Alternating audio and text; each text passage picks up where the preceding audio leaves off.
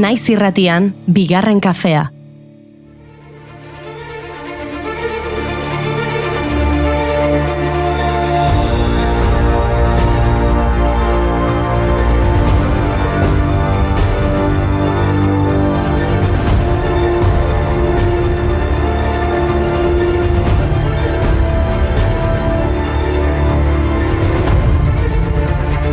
Egunon, ostirala da eta oraintxe hasita alerta laranja Euskal Autonomia Erkidegoan. Haize bolada zakarrak ibiliko dira eta ondorioz 6 metrorainoko olatuak espero dira kostaldean. Kontu zibili.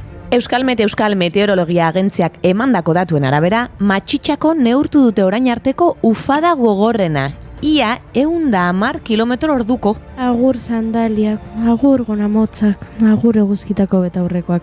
Badatoz laino beltzak. Zaitu gaiztoa beti zorrotza, garratzak zure hitzak.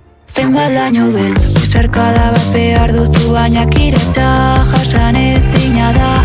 Bakarrik zaude, bere zuloak, malkotan errua ez duzu inoiz bilatzen zure etxean. Sere zuloan, ilunpetan ikuste zein omen da zure zauria.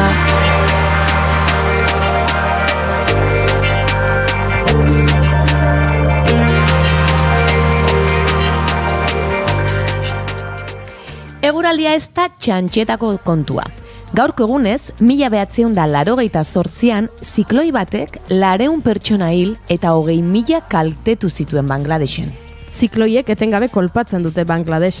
1970an izan zuten erregistratuta dagoen tifoirik larriena, 1,5 milioi pertsona hil zituena. Eta 1985ko azaroaren 7tik 10 tifoi batek herrialdearen iparraldea eta hegoaldea zeharkatu zituen, baita Indiako Orissa estatuko kostaldea ere. 771 hildako, 500 desagertu eta 40.000 zauritu eragin zituen. Ardaraitoinuakean irbana, bakardadeak eta babesareak, horek ematen didana eztean, beku ezberdinetara, naraman, bizkarrean gordetan. Hala ere, estatistikoki, Puerto Rikok Bangladesh gainditzen du. 17ko IRC batekin. Puerto Riko izan da azken 2 hamarkadetan muturreko gertaera klimatikoek gehien kaltetu duten munduko herrialdea. 2000 eta 2019 artean, 24 fenomeno klimatiko bereziki suntsitzaile erregistratu ziren bertan. Eta estatistikoki esan dugu, eta gaur estatistikaren mundu eguna da. Estatistika garrantzi handia du erkidego, enpresa eta gobernu erabakiak hartzerakoan. Eta hori aldarrikatzeko sortu zuen egun hau Nazio Batuen erakundeak. 2010 urtean ospatu zen lehen aldiz, eta mundu mailako jarduerak egin ziren. Jarduera horietan 150 estatukidek baino gehiagok parte hartu zuten, baita nazioarteko erakunde ugarik ere.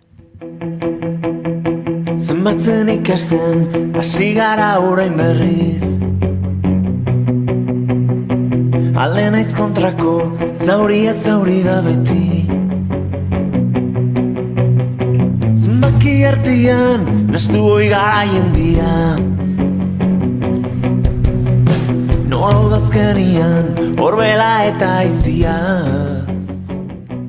Beraz, estatistika bitxi batzuk aurkeztu nahi dizkizuegu gaur. Adibidez, helduen 34ak lo egiten duela pelutxe edo antzeko objektu sentimental batekin. Panpinena ez da aurkontua, 34 asko da. Asko da. Ze bat duzu pelutxerik? Ez. Nik ere ez, begira hemen. Begira. Estatistika puskatu dugu. Oi askoena ez dela nor jaten du nero oi asko erdi hori, ez da? Zer?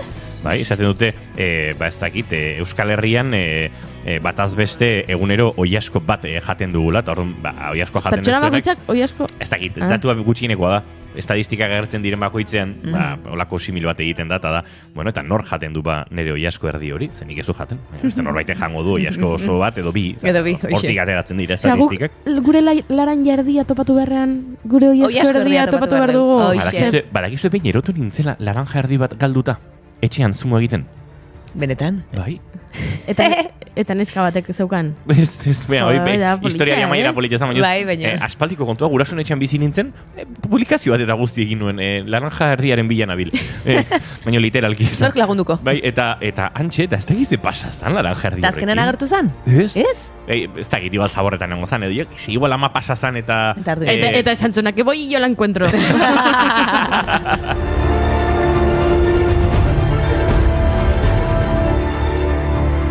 Ba ez da ez panpinena aur kontua soilik. Ez. Bueno, jarrai ezagun estatistikekin.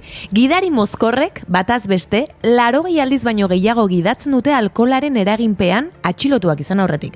Beraz, gu kotxetik ari bazara entzuten, espero dugu alkohol tantik ez edukitzea odolean. Eta beste datu bat, Ameriketako psikologia elkartearen ikerketa baten arabera, atxilotutako pertsona errugaben 43%, bere burua erruduntzat jotzen du. Erruduna sentiarazteatzen nuen lege, azkenian sinistu nuen nik ere, hainbeste aso zentzukabe pairatu, lurra joko. Ruper, bereziki Ruper dago kantu honetan. Oso Ruper, errodonak. Piko proiektuaren Arrastio Xavier nola zan. Bezamorragak. netakua zen Euskitze. asmo bakarra, Mauriziaren kantu bat bezala. Venga, jarraitu egingo dut, beste datu bitxi bat. Bideojokoetan aritzen diren zirujauak, bideojokoekin jolasten ez dutenak, baina 23% azkarragoak eta zehatzagoak dira. Beraz, Xbox edo PlayStationak jarri beharko ditugu ospitaleetan.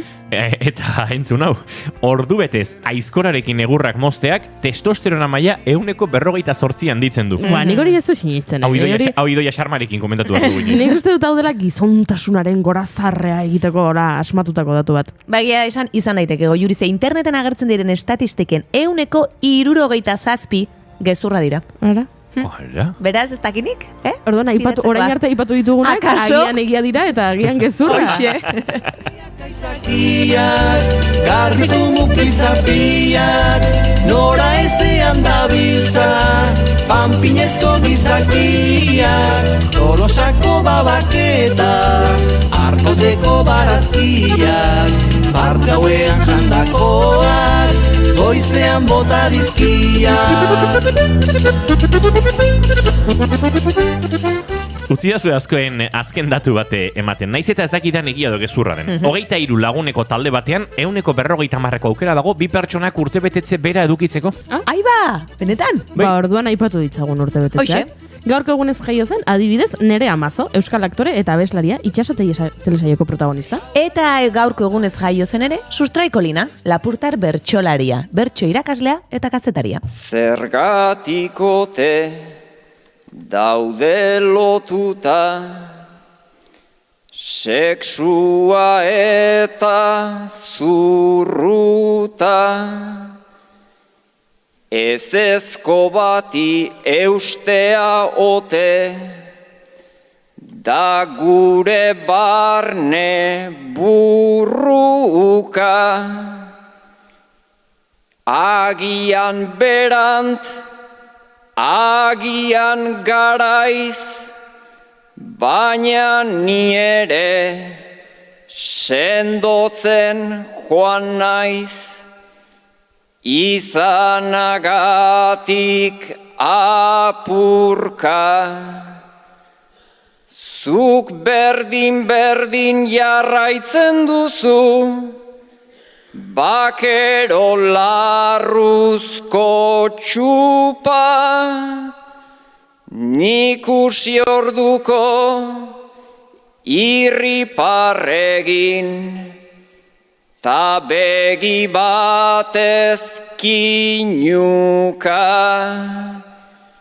Naiz zure usaia gustoko dudan, ta berriz jarri nazaken dudan, etzaitez hasi musuka, ezetz esango dizut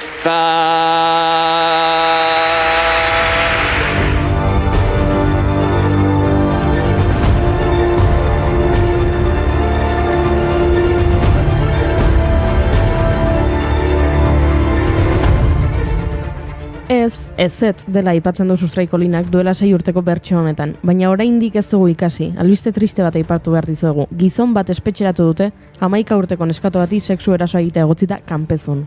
Eta hauek azken asteko albiste batzuk. Astelenean gizon bat atxilotu zuten Iruñean sexu erasoa, lapurreta eta udaltzainei aurre egitea egotzita. Eta asteburuan gizon bat kartzelatu zuten emazte ohiaren gandik urruntzeko agindua behin eta berriz urratzeagatik Hondarribian. Eiza, luzegia da zure krimenen geriza. Bizi nahi du libre zure legeen kontra, zure usten kontra.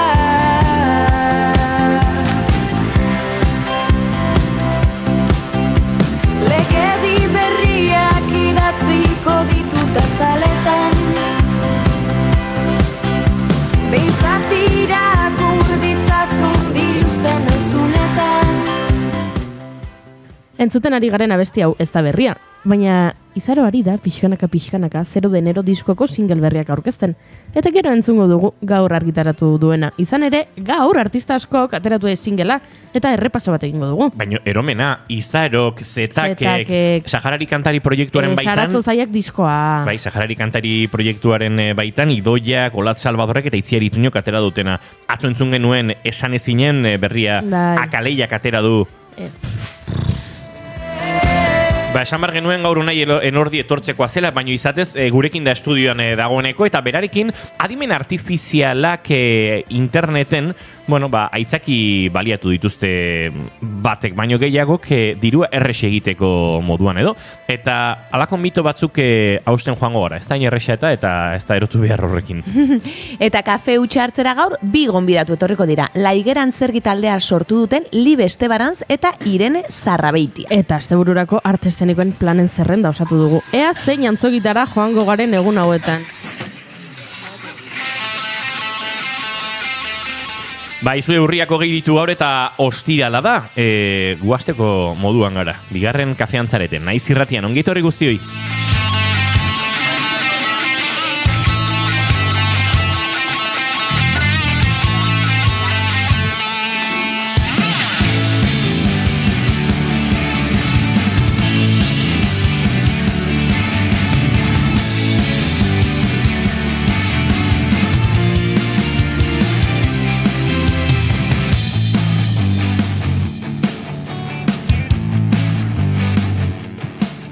Zuekin, Jaun Andreok, gaur oparira guzti etorri zaidan Oiana Maritorena genbe. Egunon! Egunon, Oiana!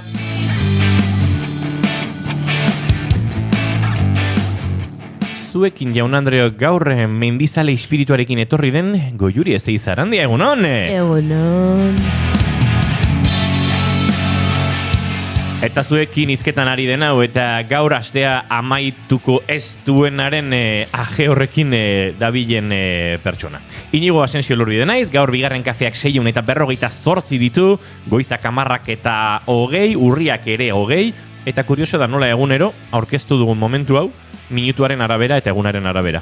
Eta 18 izan ziren duela 2 egun, eta 19 izan ziren atzo, eta 20 dira gaur, eta ez dut nahi egin, baina... 10 eta 20, urriak 20, eta gu ere, 20 izateko 17 faltan. Ongietorri guztioi urrengo 2 orduetan, hementxe, bigarren kafean, naiz irratian...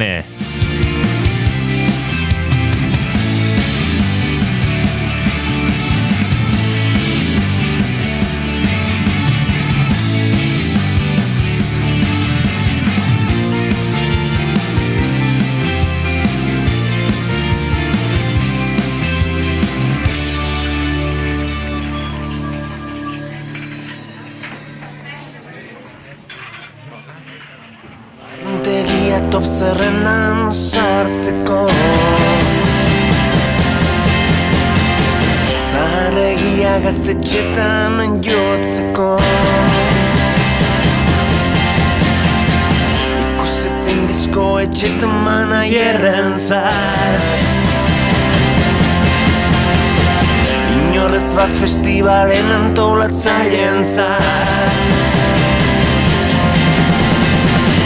Kantuok egin ditut Baina ez dakit norentzat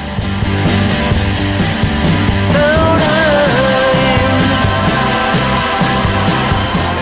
Egunon, dio Gorkak zer moduz ostirala eta txarra izango da? Txarra, eguraldi txarra. Txarra, ez da, bai, nik bihar primada. Nire maite dut da, zeman maite dudan, nire txakurra xuri, egunen batean eramango den laborategira Gorka, ezkenekin zuk txakur bat zenuen. Ja, lehenengo albistea. Oi, xuri. Ze ona kanta berri ikole zenbat lan irratirako, bai, guri ere, gaur goizean single guztiak entzuten, joan zaigu goizak konturatzerako.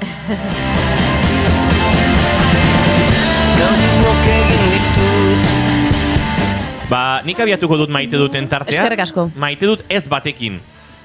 Apuntatu nuen nire agendan, mugikorrean, buruan neukan, urriak 19 Hernanin Doniñorrezen kontzertua. Joan nahi dut, plana egin behar dut, osteguna 19 atzo gabeko 10 afaltzen ari nintzala, gogoratu nintzen. Eta ez dira inbeste aukera, Doniñorrez zuzenan ikusteko kultuzko talde bada. Bueno, beste bilatu behar duzu eta ez dakit non jarri edo nun apunta. Gertatzen dira horrela. Bai, nire naizbait, bai. Gainera ez du, joan ninteken. Bai, hori okorrena da. Hernani horrondoan dago. Libre neukan. Bai, enuen hola ezer berezirik. Baina nintzen gogoratu, eta lagun batzukin afaltzeko geratu nintzen, da antxe afaltzen nintzala agertu zitzaidan. Afaria ondo? Oso ondo. Bueno, gutxinez? Ez hain ondo. Ai ba. Bida, kasuen. Gero, oso goza xelebra dira, maite dut.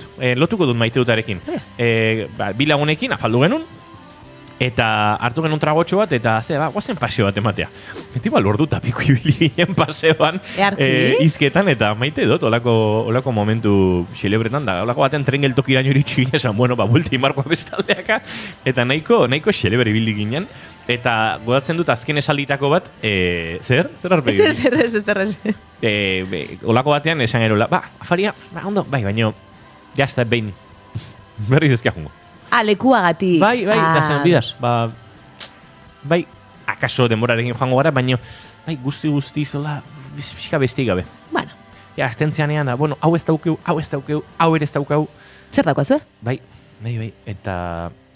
Baina bai, maite dut paseotxo xelebre hori hola izketan, bai, gainera, pixkat random, ez hola leku politetatik edo, tren geltoki iritsi zera, eta, bueno, hemen buelti marko dugu, ezkia tren baten montatuko, geltokia izten ari ziren, gainera, nintzen gogoratzen geltokiak izten zituzenik, mentxa. Gabeko 12 pasata ziren, da azken trenak pasata egon ziren, bai, nahi zinez konturatu geltokikin. Hausnarketa hori egin dut inoiz, aeroportu batzuk itxi egiten dituzte. Bai. Ja, aitzien buruan sartzen. Beste batzuek lo egiteko aukera mata izute hortxe ezagizeren azpin edo. Ze txarra den aeroportu batean, lo egin behar izatea. Bai, hori da, bai. Baina, bueno, batzutan ez dago beste gureik. Gorka esatea, abixatu inigo, bestela nik jungo nintzen, bida Gorka. Nintzen hortaz ere jabetu. Ze bestela, esango nizun, eta zu gogoratu ingo zinen, eta elkarrekin jungo ginen. Beste bateako beharko du. Ea Doniñorrezen kontzerturen batea agertzen den hortik. Badaukat gogoa eta. Zein da zure maite dut, Oiana? Ezakit. Goiuri zein da zure maite dut. Ez, Oiana. Unai Elordi Hidalgo egunon, Egunon. Esnatu algea. Eskiztak inoiz hartu. Lasai. Guk agurtzen zaitu gunean. Horeintxe, egunon. Zuk zure maite duta prestekarri duzu? Bai, atzo okurritu zitzaite, bai. Bea, konta eguzu zure maite duta. Eski, oso garrara. Nire maite duta atzo, ez da gizatikan, eman zian buruti pasatzeiten da sartu zitzaiten marrazteko kristongo. Ai, ze polita. Eta, bueno, txikitan... Ondo Igual txukun xamar? Ez dakit, a ber, asko gustatzen zaiten. Ados, bai, moldatzen ze orduan, bai, enuken orduan. Nuke baloratuko. Zenbaten egon diteten, baina asko disfrutatzen, asko deskonektatzen dut. Eta, atzo ni joan atxalden ez, eta musika entzuten daula, eta pum, etorritzaiten burua, eta dauket gogoa marrazteko, baino, pertsonai animatuk izateienak, ez da, Mortadelo eta estiloietako dibujokitea, ez? Eta burun sartitzaiten, jungo naiz nire herriko liburutegi batea, bauzkaten olako base batzuk zen, normalen internetetik eta bidatzen ezunen pixka mobiak. Liburu denda batera, ez? Bai, liburu denda batea junditzen, hemen herrikoa. Eta zen zer daukezu marrazteko? Junditzen ezer espero gabe, ez? Eta iritsi nintzen liburutegia, eta oire maite dut, ez eroskia jun behar izatea, edo Amazonen bidatu behar izatea. Azkenen generazitolako azkenen zakizu, ez da zer erosi nahizun. Nahi narea jun, ezer espero gabe, eta abertze sensazioekin atatzen nintzen kanpon, ez? Eta esan dien, aizu zer daukezu marraziko, imaginatzen ze galdera, ez? Eta bueno, daukeu akuarelan ezakizer, daukeu ezakizer, eta esan zian, manga daukete bai. Eta nien, bai, manga saltezu eta? Bai, nola manga marraztu, talako gozak ez? Eta, bueno, txikitatik dragoi bolazeta, eta olako marrazkik, hoiekin ezi izan du ez? Eta orduan, ikusi nituen, eta sartu ziteten kriston gogoa, ez? Marrazteko. Eta erosi nun blog bat, arkatzak eta dena, eta liburu hori erosi nun, gustatzen zaitelako. Eta zian, olako txibi izen hauten muñeko batzuk, enekila existitzen diela manga batzuk, baina kriston burua handia daukatu. Eta oso grazioso dia. Eta baina dela gutxi nire alaba jaio da, eta horren azien egiten olako matxin bat bezala ez, olako gauzak marraztea, eta nire alabakin denbora pasatzez, imaginatu, ze roia horren, izaten, jo, ze guapoa, ez? Osea, eta ja nire burun nia pozinean. Eta atzo gauen, horre honitzen, telebista ikusten egon beharren, ba marrazten. Lordi, eske, egongo da jendea, daukana burun, nik ez dut inoiz umerik edukiko, eta zu entzutean, zalantzan jarriko duena hori. Zalantzan? Hala, izorratu dizu momentu superpolitia. Nik egin izan banu, hau, zuk egingo zenuken, nik egin dudan komentario bera. Egia. Eta momentuarekin jarrai zenezakeen, lasai. Zuk bai zapuztu duzula momentua. Autoboikota egin duzu. Zu izan zara. Bai, klaro. Nik Unai Elordi dalgo ezagutuko dut, ez dakit bospasei urte ditugunetik, edo horren bueltan, enekien marrazten zuenik. Wow. Bai? A ver, sin más. Ez, baina bai. Gustatzen zait, jazta. Bai, zaletasun hori eta trebetasun hori, ze visualiza dezaket, trebetasuna. Baina ondo ingo du gainera. Urrengoan ekarri behar dezu, sortako. A ver, bloka bukatzeten den bloka ekarriko. Hoxe, begira. Bai.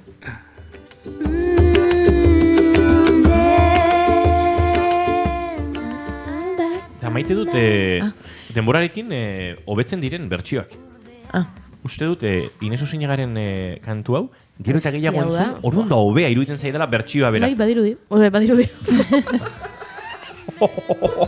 Egunon, Goiuri! Odoloin. Uste dut, gure lankidiratik jantzita duen pentsatzeko gorroa, igual... Goiuri pasa behar diogula. Goiuri behar duela. Bai, ze dago pixkat pentsatzeko motel. Jarriko diogu. Hau gauza serioa da, funtzionatzen du. Bai. Elur orain pentsatzeko belarri horiek.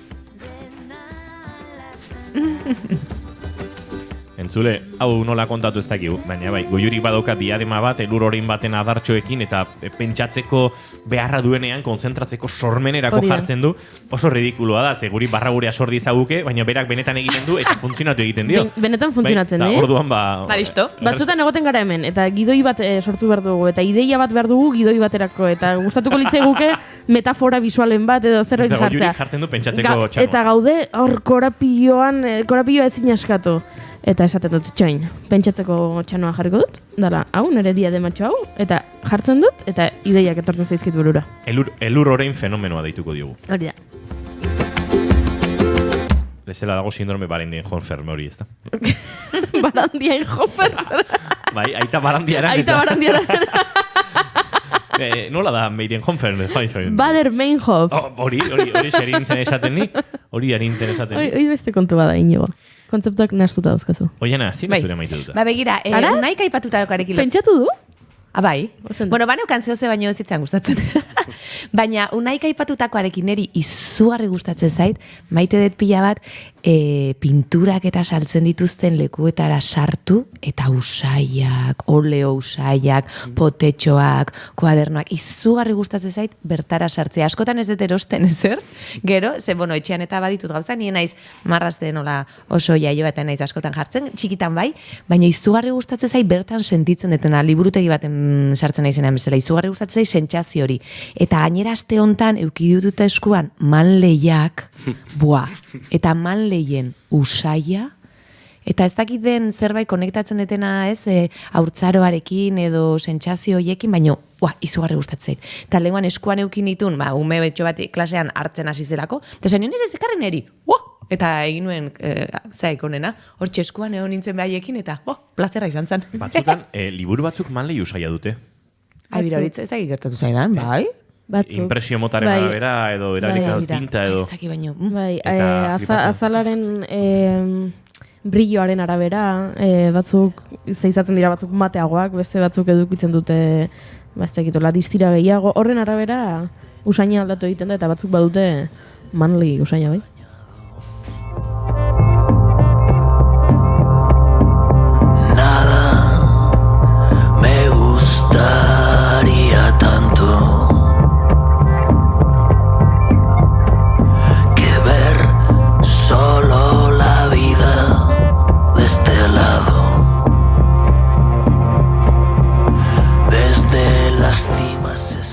gero helduko diogu gaur argitaratu diren single sorta horri helduko diogu, baina azken asteetan ere Diego Basaioren 10. diskoa bueltaka dabil, Malo ni bueno izenekoa, Fer Garziak ekoiztu du eta uste dut ekoizpenean ere arreta jartzeko moduko lana dela.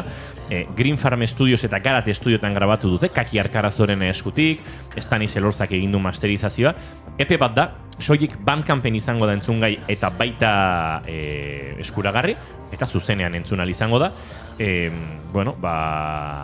Gaur bertan Ultzamako Larraintzarren eskainiko du kontzertu akustikoa, sarrera doako izango da, eta hurrengo hitzorduak ja Iruñen izango dira, azaroaren 17an, abandoaren 13an Donostian, baina bai, irutzit kuriosoa ez interesgarria dela aztertzea, Diego Basaioren sorkuntza evoluzio hori, hemen de este lado kantuan, 8 minutuko kantua da, Jose Ramon da Cruz Espainiar zinemagile eta bideoartistak egin dio olako bideo sormena, bideoklipe modura erabiltzen den, bideoklip bateten bideo sormena, eta ni nau erabat konbentzitzen Diego Basaioren ahotsa hainbat tokitan kokatzeko autu horrek, baina iruditzen zait kantu egile erraldoia dela, eta merezi duela arreta jartzea egin duen lan berezi, kontzeptual eta sakon honetan.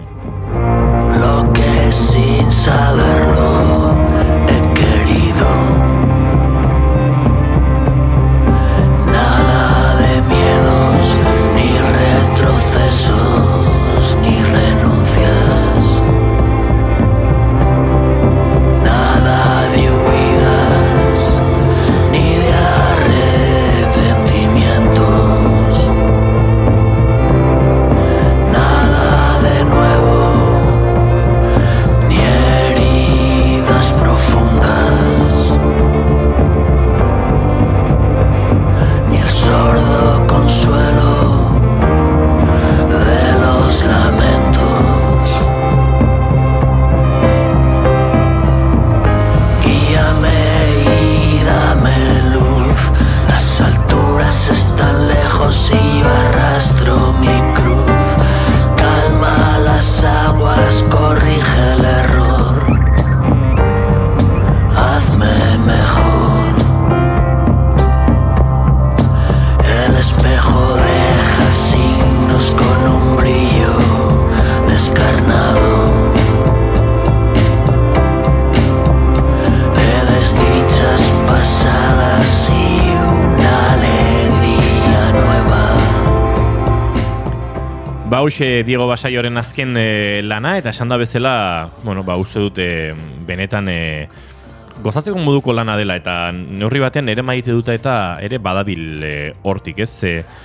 Pixkate urteekin ondo zaintzen, ondo zahartzen diren artista horiekin, eta bai, niretzat oso sorkuntza gaitasun berezia duten artista horiekiko. Maite dut Diego Basaiok egiten duena, naiz eta bere musika akaso ezten berezik entzuten dudana, baina tarteka agertzen denean bizitzan pentsatzen dut, ze ona gertatzen ari den hau, eta maite dute sentsazio hori. Eta hau esan da, maite dut, falta zeigo nendik? Zure maite dut falta da hori? Igo, pentsatzen hon boikota egin behar zen idala.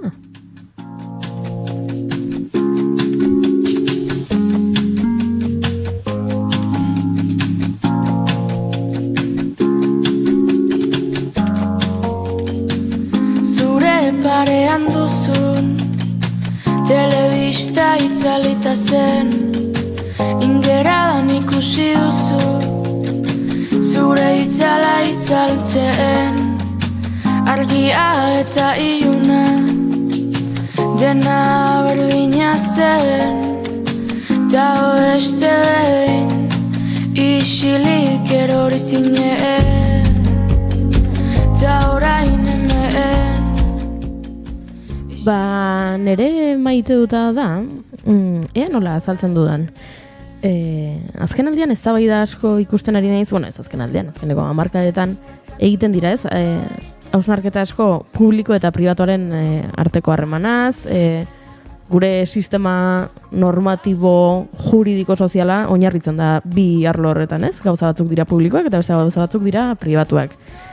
ekonomian, osasungintzan, hezkuntzan, edo zein arlo dela eta hartu eta bi multzo horiek dauzkago, ez? Publiko eta pribatua.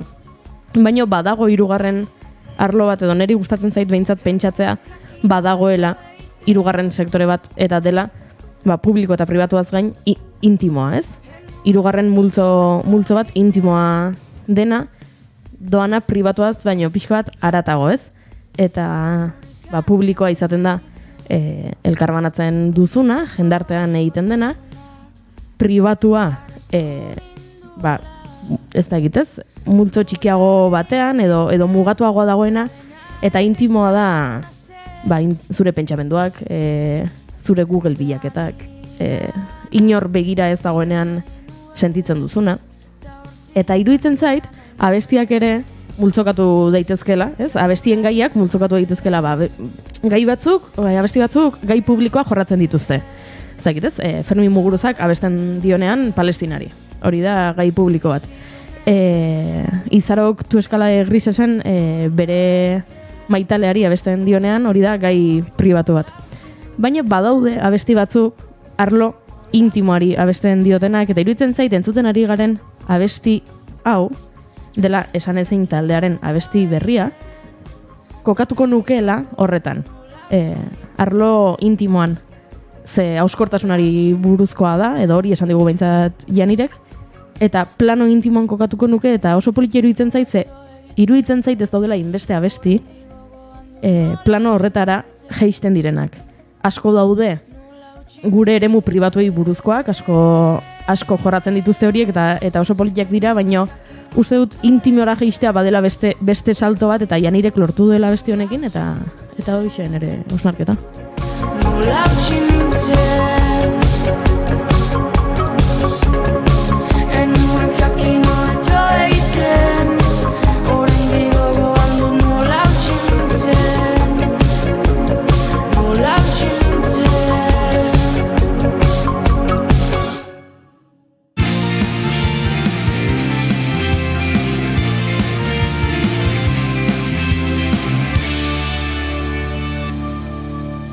Bigarrenak ez direlako beti okerragoak, bigarren kafea.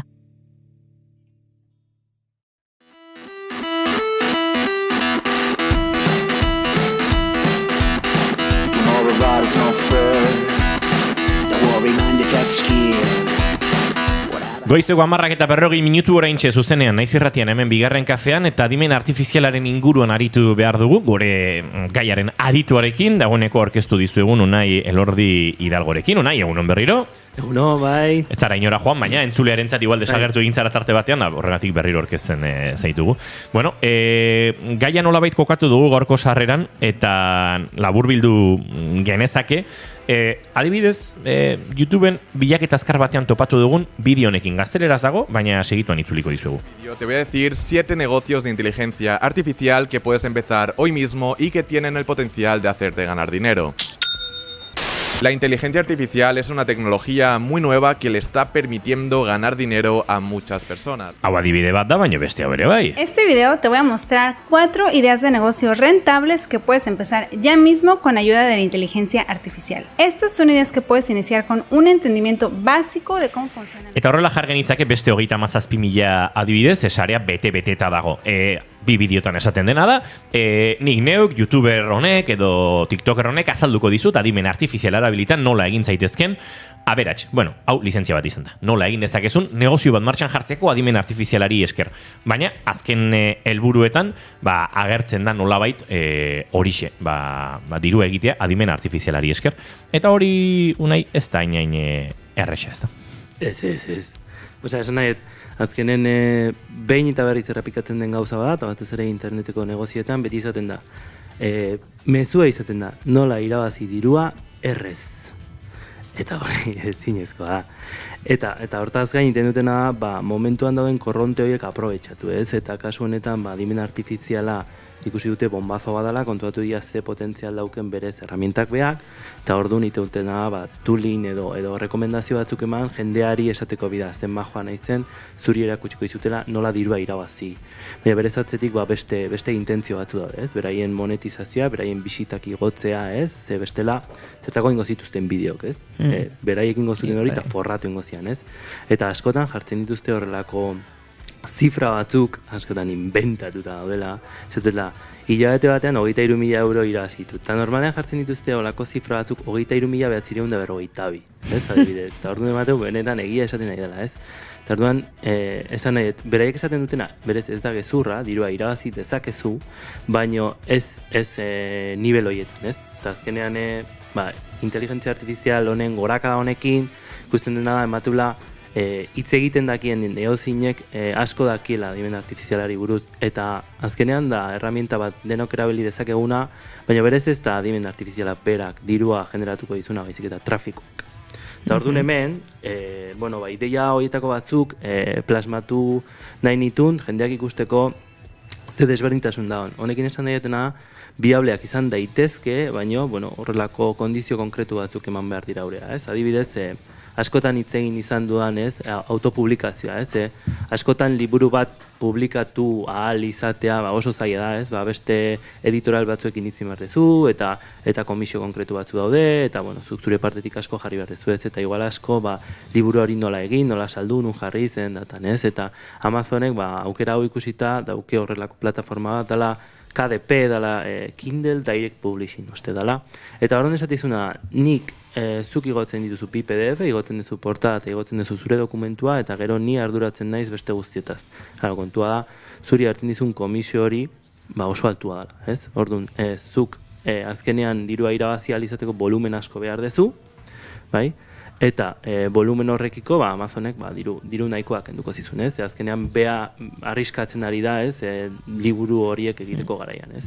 Kontua hemen saltzen da utopia hori dela adimen artifizialak zuregatik ingo duela lana, ez? Eta ziur asko nago entzule askoen artean ChatGPT erabiltzerako garaian, erabiltzen dezunean bastante erabiltzen dezunean kontuatzen zea bi gauzetaz. Lehenengoa dela, askotan errepikatu iten dela, ez? Degenerazio ditzen zaion gauza bat da, hau da, ChatGPTek badauke horrelako teknika estadistiko bat, nun azkenean zuk nolabait nabaritzen duzun, behin eta berriz errepikatzen ari dela. Eta askotan, erakusten dien tekstu horiek, ez esaten, nik nire autopublikazio egingoet eta jartizun nola iteizun tekstua, ez? Normalen testu horiek oso txikiak izaten dira. Zuk ez dinezu saldu liburu bat 2 edo 3 horri dauzkan, ez? Azkenean historia bat egin behar dezu, irudi batzuk euki behar ditut, eta saltzen dutena zuregatik lanen egongo bazan bezala, eta berez ez da, hola. Berez da, beste herramienta bat sortu dezakezuna. Nik behintzat adibidez KDP erabili behar izatea zure liburu propio bat ateratzeko idazlea ezarenean, ez dut bat ere biablea ikusten ze erosin behar dizute, jendeak dirua gastatu behar du. Eta, orduan, denak balimagea gai superliburu honak iteko, ze liburu elegituko du, ez? Eta orduan, irutzen zait hor, badagoela horrelako espiral bat iten duena, ikusi azkenen ez dela reala edo utopia estilo bat dela, ez? Beste gauza bada zu izatea, eta gizte influencer, daukizula zure marka propioa, eta esaten zuen, nire memoriak salduko ditut. Orduan trafikoa generatzen ari zea. Askotan monetizatzeko trafikoa erabiltzen da.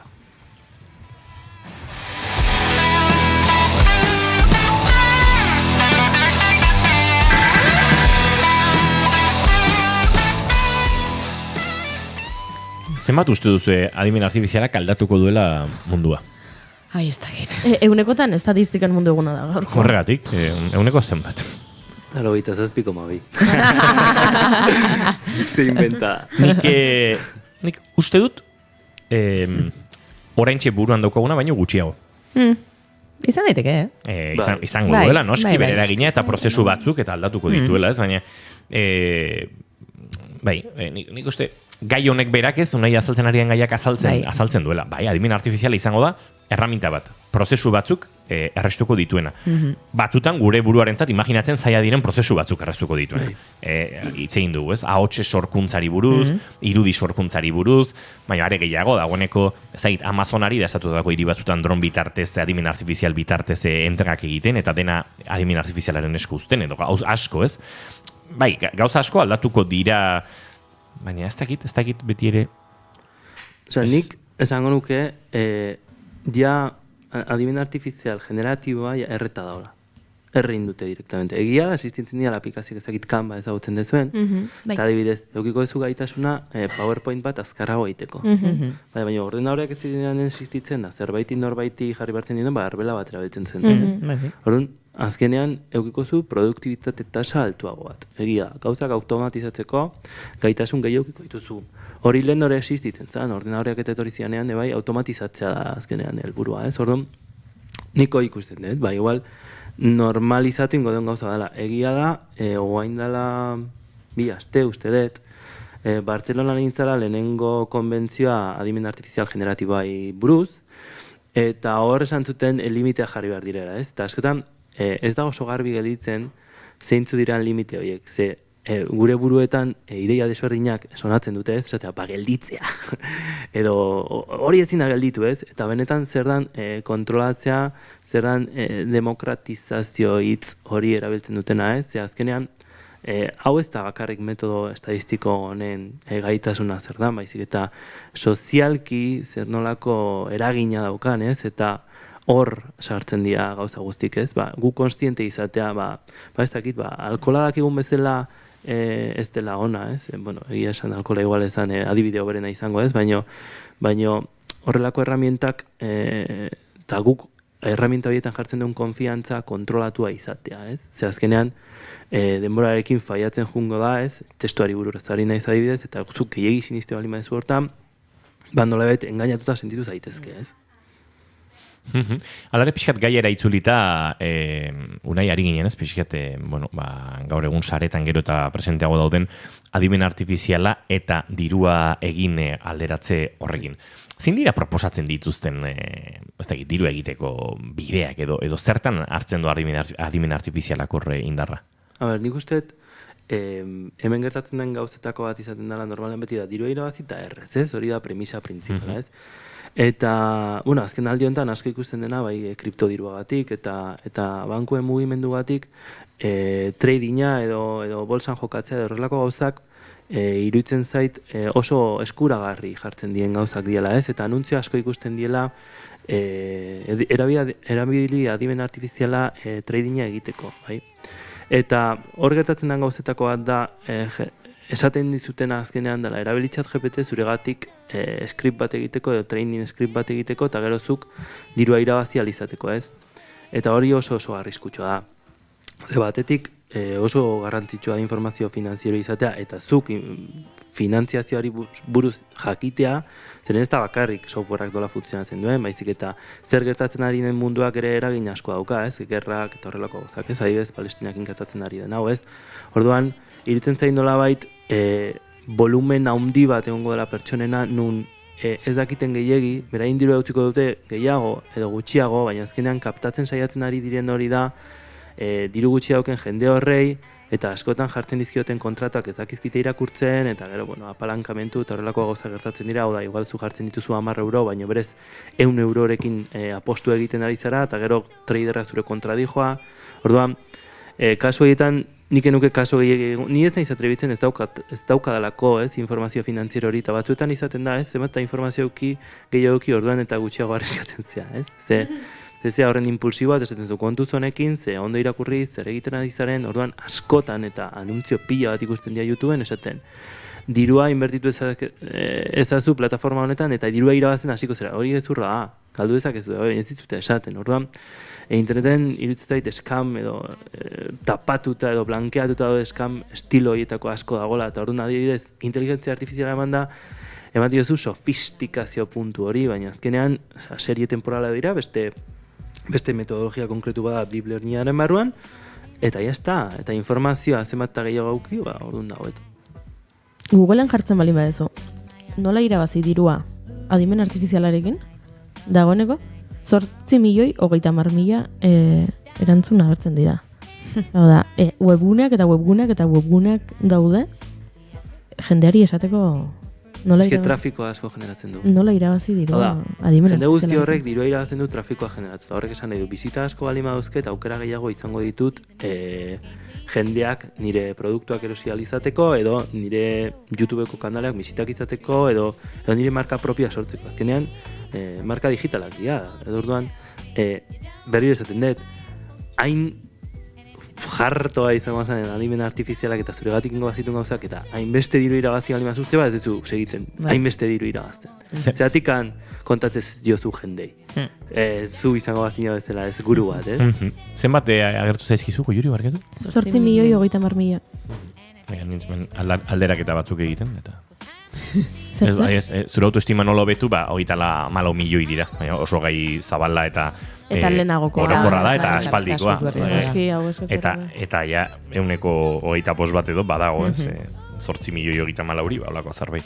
Baina egia dare, horrelako estilotako tulin edo konsejoietan kontuatzela existitzen dira plataformak danetako. Eta nik enekin, baziola plataforma bat izan azula Study Pool, zala, hola, jendek beraien etxeko lanak iteko plataformak zeola eta jendek ordaindu itezula beraien etxeko lanak iteagatik.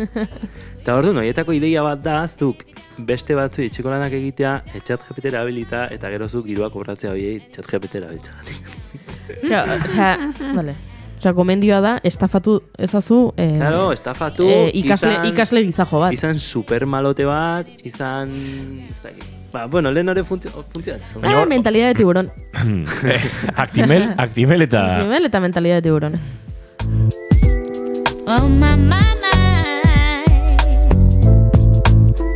Baina horre, kobratzen ariko dena da intermediazio hori, gainbegiratzea. Ni gainbegiratu egingo dut gero lan. Hori da.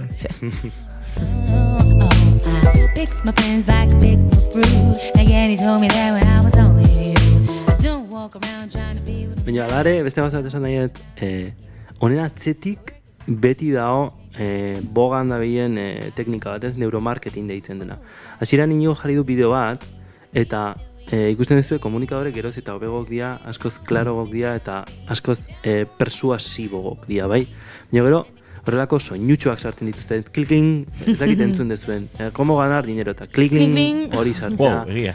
Tituloetan de bai, beti dira titulo konkretu batzuk, oso espezifiko, palabra klabe konkretu batzukin zure gain emozioak sortzeko, ez? Eta nik adibidez, eukiet aukera, ez? Neuromarketingeko jendekin ibiltzeko bat, ez ere adimen artifizialan mundu, baino irudi buruz, ez? Eta adibidez orain neuromarketingeko jendea dago oso obsesionatuta begiekin zer egiten dezu. Noa behi da zauden, ez? Ze azkenean neuromarketingeko langile batek gehien nahi duena da jakin endun jartzen ari zaren zu atentzioa, eta horrela nola saldu dezaketen gehiago, ez?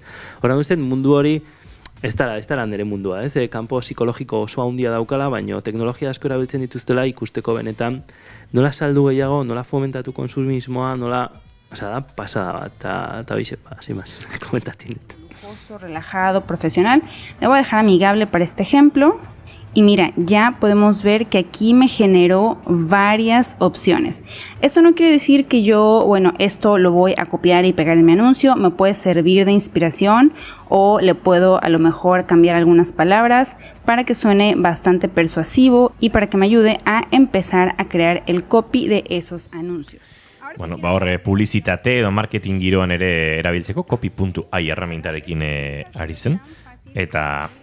askotan ere gertatzen da, ez horrelakoetan bideoak bilatzen duela, hori, ez zuk aipatu ezela unai trafikoa, norbaitek bideo hori ikustea, baina gero bideoan esaten dizuna ere, evidentzia sorta bat izaten da. Bai, kontua da, zen nolako alerta daukezun zure buruan, ez? Ez bali dituzu sensore horiek aktibatuta, bagian irentxiengo dezu amua, ez? Nolabait horrelako amua txartzen dizue.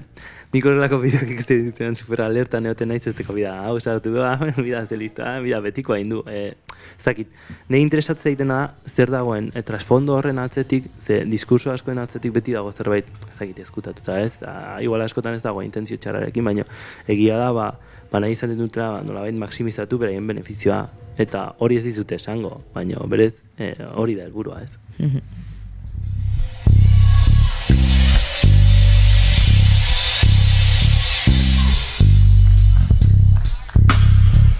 Peace and blessings. I want a rim shot. Goizeko 11:00 3 minutu terdi falta dira, Laister informazioaren bila egingo dugu salto naiz irratiaren estudio zentraletara, baina Unai Elordi Hidalgorekin ari gara, hain zuzen ere adimen artifiziala eta Bueno, ustezko dirua errex lortzeko kanpaina, interneteko proposamen, youtuber, tiktoker eta bestelako inguruan. Lehen ere unai esan duzu, adimen artifizial generatiboa, ez da izitzera biluzun, agortuta edo erreta dagola. Eta oraintxe beste, ez da inola, beste intuitiboa edo zin da. Ez prediktiboa. Bueno. Prediktiboa. Ez da teknologia erreta dagoela, dala jende guztiko hortaz hitz egiteula, eta zeizula oso garbi gelditzen zertarako erabiliko da, nire ustez. Eta hau da, nire flipada maksimoa. A ber, badoa. Erramientak, azkenan nolabait, berain plugin bezala sartuko dituzte, erabiliko ditugu, eta nolabait normalizatu ingo ditugu. Bai irudintzako, bai tekstuantzako, bai Worden, bai ez dakit, horrelako gauzak egiteko, ze zuek pentsa, ez? Daukezue web horri bat, astezatek eduki pila bat generatzen automatikoki. Hori jendeak irakurri egin behar du. Eta askotan ez dakite ikusi duzuen ChatGPT-rekin, baina pila bat enroiatzen da. Saiatzen da, alduen eta ez dakit, tekstu oberena lortzen, baina distantzia semantikoak erabilita, beak ez dakit zerran ze hitz eta ze ez, bera, horako jakintza bat, eta jakintza horien arabera kalkulo estadistiko bat iten du, eta orduan enroiatzen da pila, eta ingleseako, adibidez, nire tesi doktoralako esaten ezkiztit zertako balio, osea, enroiatzen zea pila, eta hemen sartu, eta igual ez dituzu, sartu, osea, ez dakit, moztu edo sintetizatu, eta sintetizatzeako garaian de bai, oendikan kapazitate semantiko hori, ze azkenean, zu nolabait mozten ari zarenean, edo sintetizatzen, gauza importante batzuk kentzen dituzu, baina ez dira horren importanteak, ez, eta orduan, ez dian balio, ez, orduan, bai, afinatzen jungo dia ez, lehen esate gendu bezala, igual PowerPoint bat superazkaringo dezu, baina PowerPointa norbaitek presentatu behar du, ze robot batek presentatze bali mau. Ez que, atzean dagoen pertsonak kontsumitu nahi izan behar du, eta tako zerbait berezia izan behar du, orduan, hori beti existituko dan gauza da, orduan, beste herramienta batzu produktibogoa izan ahal izateko, nire ustez. I want a rim shot, hey, you dig it, the rim shot.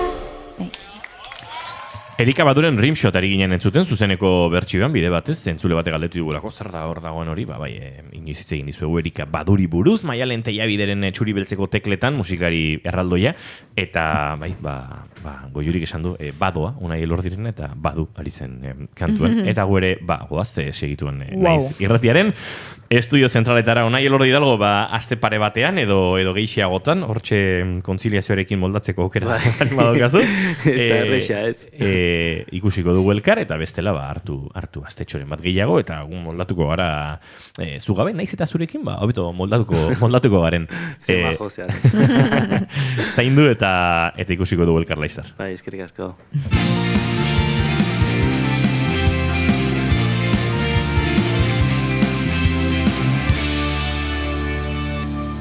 Emaiozu bigarren aukera bat egunari. Naiz irratian, bigarren kafea. Eta esan da bezala, bagoaz naiz irratiaren estudio zentraletara segituan, azken orduaren bile egin behar dugulako salto. Antxe dugu gure lankide Egoi Belategi. Egoi, egunon? Egunon bai, azken ordukoa kasunetan espetxetatik datorkiguna Mikel Azurmendi Peñagarikano behasendarra aske geratu delako ostiral goizonetan etxeratek bai estatu duenez, mende laurdena iraunduen espetxealdia agortuta. Martutenen zegoen preso orain arte, baina Andaluziako eta Balentziako kartzeletan izan dute preso denbora gehien. Eguerdiko mabietan informazioaren ariaren bigarren edizioan ibilbide osoaren errepaso zabala egingo dugu, baina baita ere azken orduko zinez kezkagarria, Arabatik heldu zaiguna, 11 urteko neskato bati sexu erasoa egitea leporatuta gizonezko bat Zabaian espetxeratu dutelako EITBek jaso duenez. Iturri berberek zehaztu dute adin txikiko honen aurkako sexu erasoa urriaren 13an gertatu zela, eta egun horretan bertan atxilotua izan zela. Hilaren 16an berriz espetxeratzeko agindua eman zuen epaileak, gaurko egunez eginda publiko gertakari hori.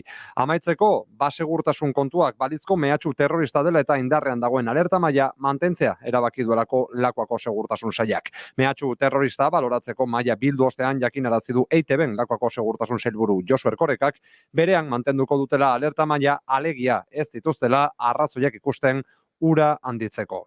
Orain arte, sailak ez du hori aintzakotzat hartu, aukera hori iraganean hor egon zen, arriskuak beste batzuk zirelako, nabarmenak eta ukaezinak, gaur egunean egon daiteken arriskua ez da duela hilabete egon zenaren arriskua baino handiagoa edo larriagoa ez da, mantendu egiten da astelehenean hartutako erabaki horretan orain arteko arrisku maila berean gaude. Israel eta Palestinarren arteko Euskal Autonomia arteko gatazak Euskal Autonomia Erkidegoko alerta mailan izan zezaken eraginari erreferentzia eginez, Erkorekak azaldu du ere arrisku gunetzat jo zitezken toki horietako batzuk ez ditugula Araban, Bizkaian eta Gipuzkoan hala nola sinagogak ala enbaxadak. Kontuan hartzen badugu beste alde batetik Euskadin ez ditugula ez enbajadarik, ez da sinagogarik, ez da beste kokatuak edo implikatuak egon daitezken estatuen interes berezirik edo nabarmenik, hemen arrisku maila ere jasoa aulagoa da, lebeagoa da, beste laterriko estatuko beste inguru batzuetan baino. Eta Gazari buruzua zen aipamentxoa goizean zehar zabaldun, baita Israel bombardatzen ari dela besteak beste zenbait okindegi zerrenda osoan zehar. Goizeko 11:02 minutu, esan behar errepidetan une honetan arazorik propio ez dugula, trafiko zuzendaritzaren arabera, dena den egun nahiko umela dugu Euskal Herriko toki askotan, beraz, arretaz gidatu mesedez, onaino momentuz berriz ere konexioa bigarren kafeari eta badakizu eguerdiko 12etan buelten izango garela informazioaren ariaren bigarren edizioan. Gero arte. Eskerrik asko Egoi Belategi, aurrera goaz bera Hementxe bigarren kafean. Gaur urriak 20, munduko eta nazioarteko egunak izango dira, efemerideak izango dira, baina norbaitek pentsalezake Euskal Herriari begira, gaur Euskal musikaren mundu eguna edo badela.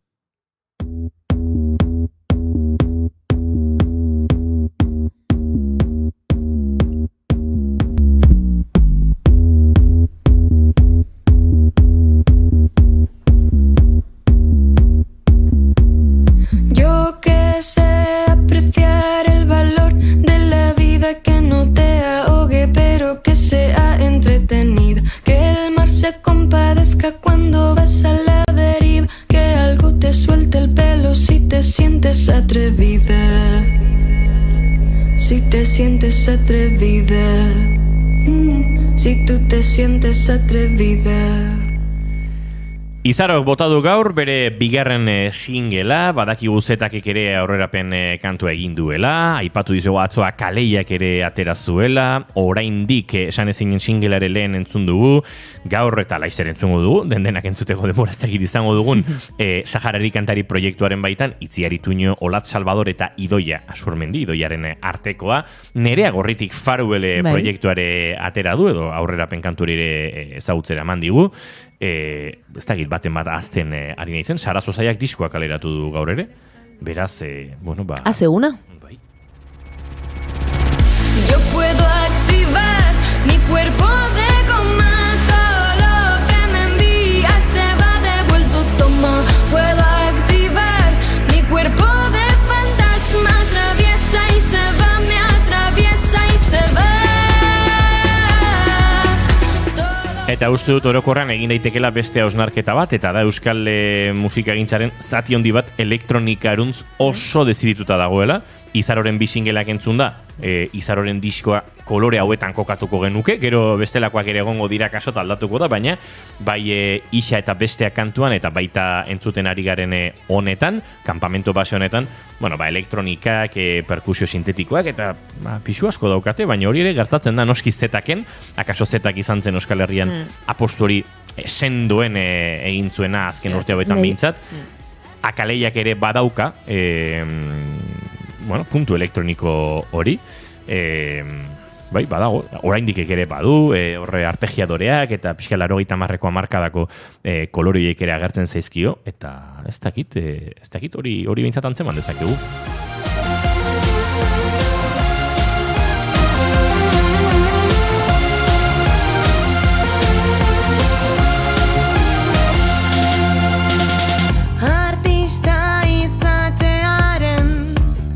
Loturen jabe Hemen adibidez, elektronika baino sintetizagailu batzu daude, pixkate kolore retroagoak, baino baju elektrikoa, bombo arrunta, nola baita esango du bateria zer? Abestia entzun gabe nuela oraindik, eta orain konturatu nahi zela, Olaia Intziarterekin kolaborazioa dela. Bai? Hemen elektronika pixkat edo baju sinteak agertzen dira. Olaia Intziarteren diskoan ere agertzen direnak, behealdekoan, eta bueno, beste bat kantutan badago elektronikaren presentzia hori.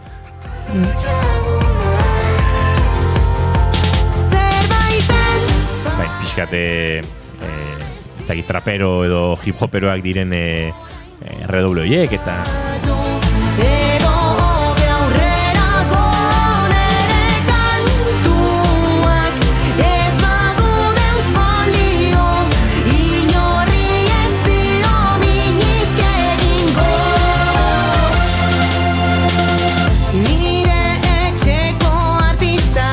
Nire etxeko artista horrelaxe izena du Akaleiak eta Olaia Intziarteren laguntzarekin kaleratu duena, aurrerapen kantua eta diskoa bera, Laister izango dugu, hau ere Durangoko azokara bidean datorren lan horietakoa. Ze kontzeptu polita, nire etxeko artista. Etxean beti, txikitan edo zerbait egiten zenuenean artista. Eta gurasoak esaten zizen, etxeko artista. Eta zuk hartzen zenuen, artista ditu dit, baina gero pentsatzen duzu, honek esan nahi zuen etxetik kanpo.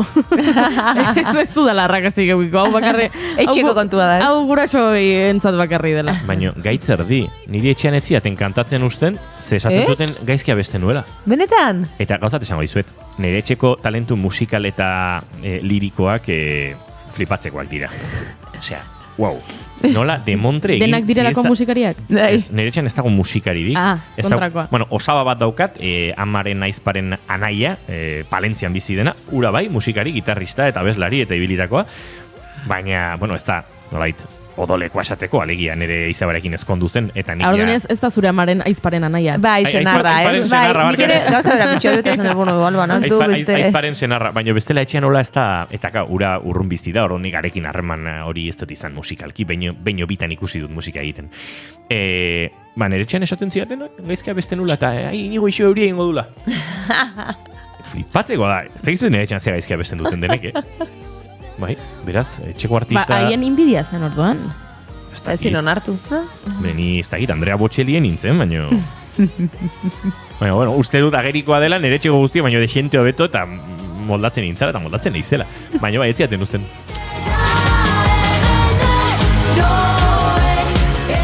Gaur urriako gehi, atzo urriak 19 atera zen Akaleiarena, hemen sartu dugu nolabaite zaku honetan ere, azken orduetan agertu diren kantuak aipatzeagatik, eta kaso kolore pixkat akustikoagoetan, leunago eta soiagoetan agertzen zaigu Olat Salvadorrek, Idoia Asurmendik eta Itziar Ituñok osatu duten Haizea Harrien kontrau.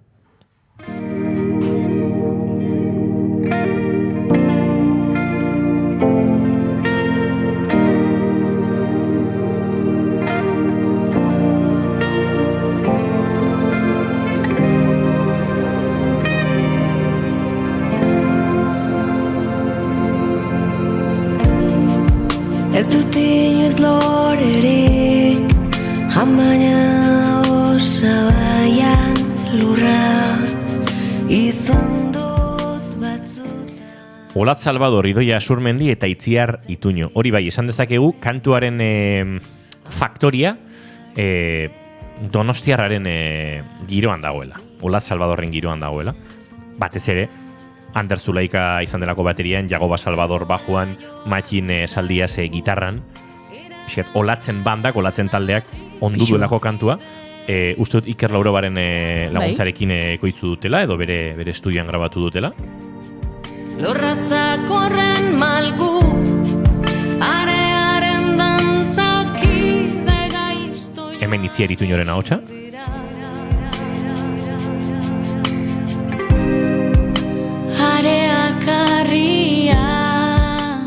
Eta Idoia. Jakingo dute Itziar Ituñoren 50 milioi jarraitzaile horiek Itziar Ituñok antzesteaz gain abestu ere egiten duela. Bueno, bere sare sozialetan elkarbanatu du eta gainera Sahararen aldeko aldarria ingelesez edo mezu ere adierazi du. Bere jarraitzaile nazioarteko jarraitzaileek ulertze zaten. Kontatu behar dizuegu, Haizea Harrien kontra Saharari kantari diskoaren parte izango da, badator disko putolo bat, datorren astean gauza gehiago ezagutzen emango dituzte, baina bada proiektu kolektibo bat, euskal musikari desentek parte hartuko dugu, proiektu honetan, nik neuk ere badut kantu bat disko honetan, baina bai, bat artean artista mordoa Euskal Herriko musikaririk onenetako batzuk, eta gero beste pringatu batzuk. Etxean kantatzen uzten etzieten hori batzuk? Baina bai, kontzertu berezi bat izango da, disko berezi bat, Durangoko azokara helduko dela esango nuke, pentsatuz hori izango dela plana, dena ezin kontatu, baino momentuz, hainbat kantu ere agertzen ikusi ditugu, Einaute Elorri eta entzun genuen, Olat Salvador eta Idoia Surmenditzi erituñorekin orain, Fisis versus Nomosen kantuare aurkeztu zuten, beraz horre, egonda, dagoeneko aurrerapen giro bat, baina oraindik sorpresatxo dexente datoz eta badakit kolaborazio oso bereziak, berezi izango den kontzertu bat, bai, denetarik izango dela eta uste dut politi izango dela.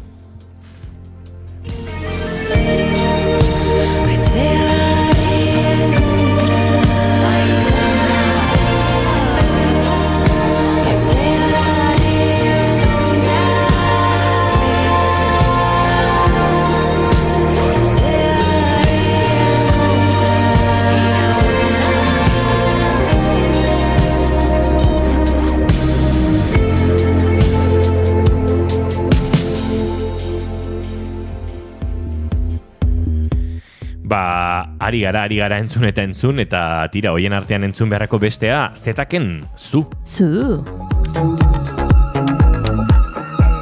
Gaur urepe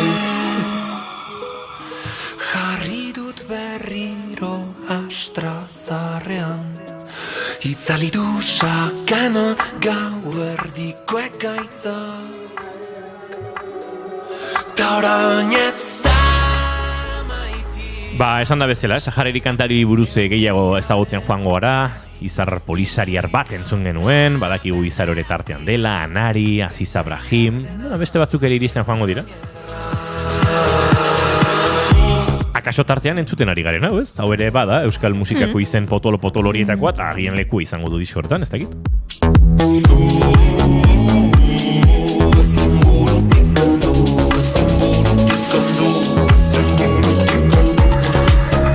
Peio Reparatzek esan du, hau badela transizio bat, bere orain artekoa eta bere datorrenaren artean. Badola, nolabait beste soinu batzuen bila.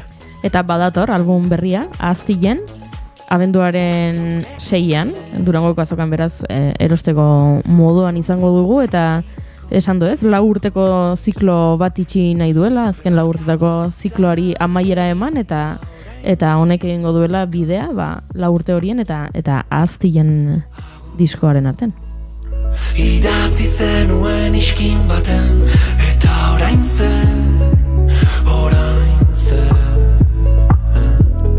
Nabari diozue, aldaketa hori? Guzti hoiena? Nik ez bereziki. Ez dakit, niri beti gustatzen zaitegi esan, ez? Eta kek egiten duna, eta beste, ez dakit, unibertsu batzutara eramaten nau. Bai, baino ni musikalki, ez dakit. Ena izan aditua, zuek bezain aditua. Ez, tokit. Uler dezakete aldaketa horren zerbait. Baina aldaketak ez du zertan produkzioa buruzko izan. Aldaketa izan daiteke landu nahi dituen gaiak gaien inguruan. Nik esango nuke lortu dela sonoria daletik, ez? Nik ez dakit. Nik ala ulertu dut, baina akaso nire interpretazio izan da. Entzun dut aldaketa zetorrela, baina ez dakit aldaketak agian dena da, baina edo bat ere ez. Aldatzetak datoz. Wow. Eskerrik asko. Eta Ahaztilen, aipatu behar dugu, agian batzuek ez dakite, baina Ahaztilen da arbizun erabiltzen den aditzondo bat, eta esan nahi du lehentxeago, Arestian. Orduan, agian egin nahi du apostu bat, ez dakitez, zerbait herrikoiagoa egite aldera. Argazkian txuntxun batekin agertzen da, eta halako zapi koloredun, eta gerriko eta galtza eta alkandora txuri, eta, nahiko, jantzi tradizionalarekin edo, oiana? Nik eszenarioan imaginatzen dut bere betiko txandal hoietako batekin egia esan. Baina kaso horren daiteke aldaketa. Aldaketa, ikusi dugun bideoan ez du txandal gorri hori ja pixka bat. Edo txuria. izkutatu egin beharko ditut, orain, beste bueno, ikusi markoa. Zapi batzuk, bueno, hori da, abenduaren 6an diskoa dator, eta orduan ikusiko dugu, proiektua, ez? Bere osotasunean, oso desberdina den, ez? Haien batzuetan gertatzen da, zuk uste duzula oso desberdina dela. Eta beste gezutela hola sentitzen. Eta entzulaek ez horrela sentitzen, edo kontrakoa.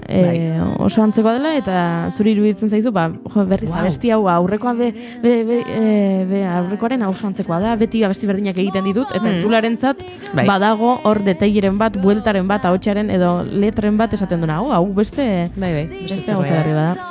Bai, noski, ahotsek ere pisu asko daukaten hortasunean. Ez da, adibidez, Lierrek belerako bidean, Lidernandok Lierren abestetik belerako bidean, bilatu du beste mundu sonoro bat, edo ari da hortan ez, baina ahotsa hain da personala, nahi gabe heltzen zaituela, pixkate aurrekora ez, eta aldortatik guztut ez dela errexa aldaketa horiek oso nabarmenak izatea, baina bueno, orduaz ez. Bai.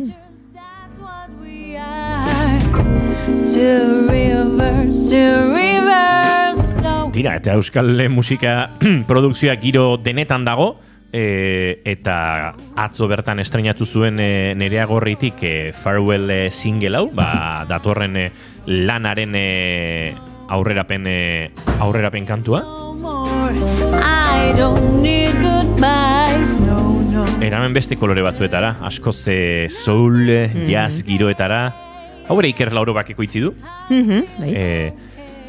Eta nire hemen, bere saltzen. Nik bideoa ikusi dut. Jon Olivaresekin gainera horri bilida.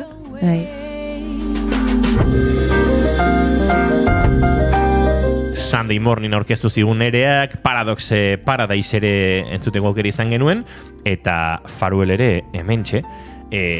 Egia esan Euskal Herrian giro honetan ez dira gauza asko egiten, Oiana? Bai, hori pentsatzen nahi nintzen ni ere, ez? Izango da bakarrenetarikoa Ainara Ortegak ere bere garaian eta jarraitzen du, baina egia da hemen akaso ez dagoela hainbeste, ez?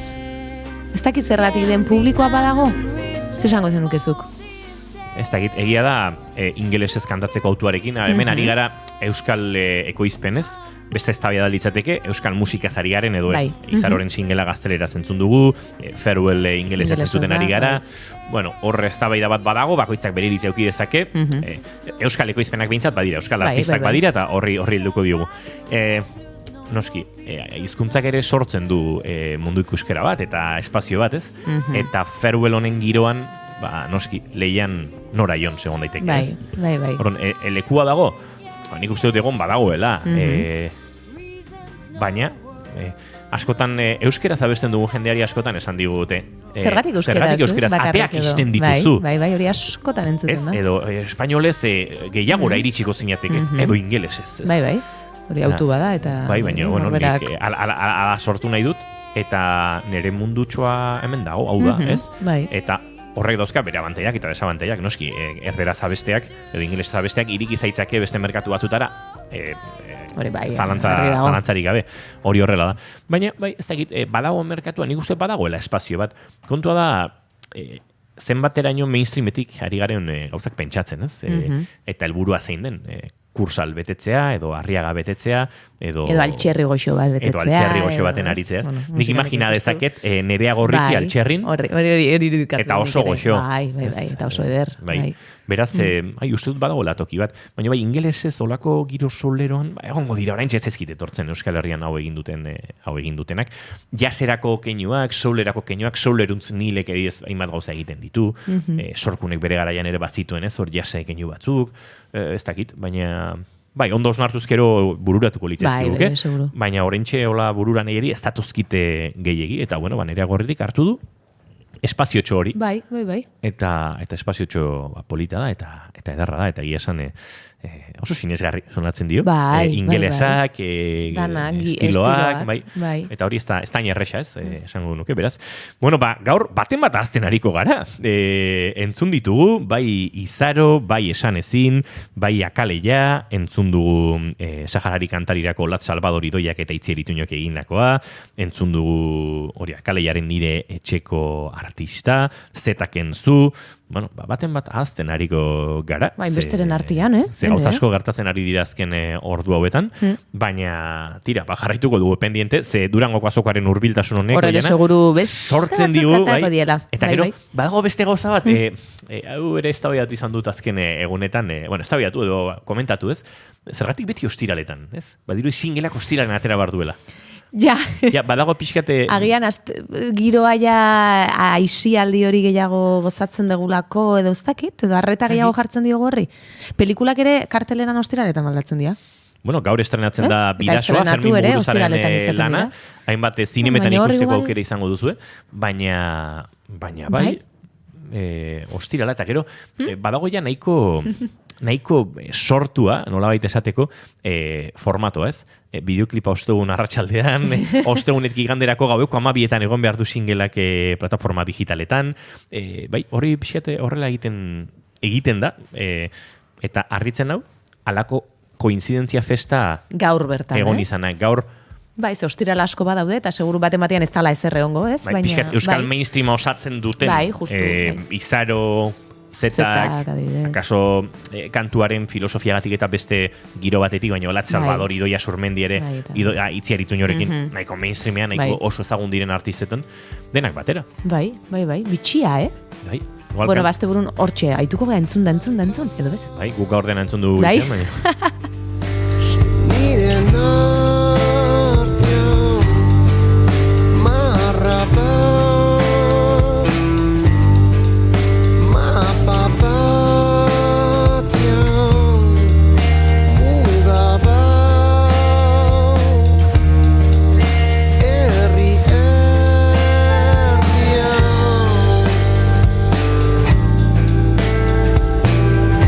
Eta Bidasoa kantu hau, Willis Drummonden kantu zoragarri hau ere, badago Bidasoa dokumentalean, Fermin Muguruzaren lanean. Aritu ginen, zuekin zinemaldian, iraiaren 28an munduko estreinaldia egin zuten jaialdiarekin bat eginda, ondoren Mexikoko Docs MF sail ofizialen ere erakutsi zuten, zinemen txanda iritsi da, eta urriaren 20a da gaur, eta Donostiako Printzipe antzoki, Printzipe zinemetan, Bilboko Golemen, Gasteizko Floridan, Madrilgo Golemen, hemen esango nuke Bartzelonan ere ikusiko dela, Santiagon, Kompostelako Santiagon, horietan guztietan, gaur bertan estrenatuko da, Basaurira iritsiko da datorren ostiralean, datorren astean ere Valentzia, Azpeitia, Oiartzun, Ordizia, eta ondoren hainbat herri egingo ditu, Ordizia, Hendaia, Iruña, Amorebita, Iruña, San Feliu de Llobregat, Manakor, Tafalla, herri esan ditut, herri eta hiriak, abenduan Igorreko Lasarte aretoan ere izango da, beraz, Bidasoa dokumentala ikusteko, aukera mordoa izango da, baina guk proposamena gaurko zinematik egitea bai dugu buruan, baina batez ere arte eszenikoen girotik ere, egin nahi dizuegu proposamena, Oiana Maritorenaren eskutik, beraz, atera kuadernoa eta axota. Zuka axota esaten duzu? Oiana? Orain ez hainbeste, baina garaibatean bai, esaten nuen, bai.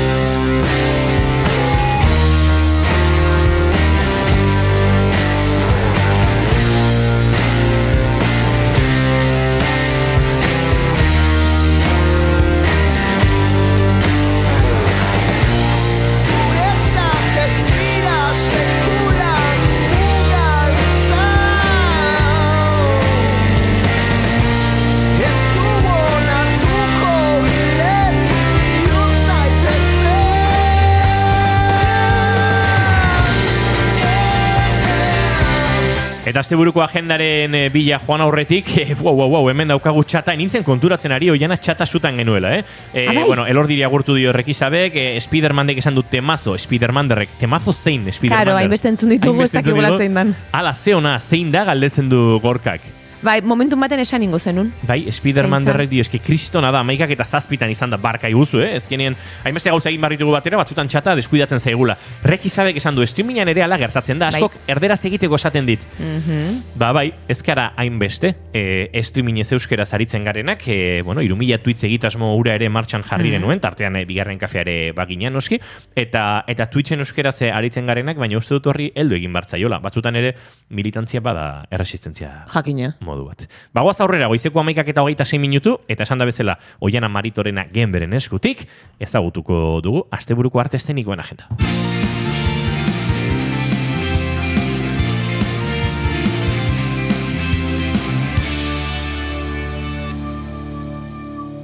Emaiozu bigarren aukera bat egunari. Naiz irratian, bigarren kafea.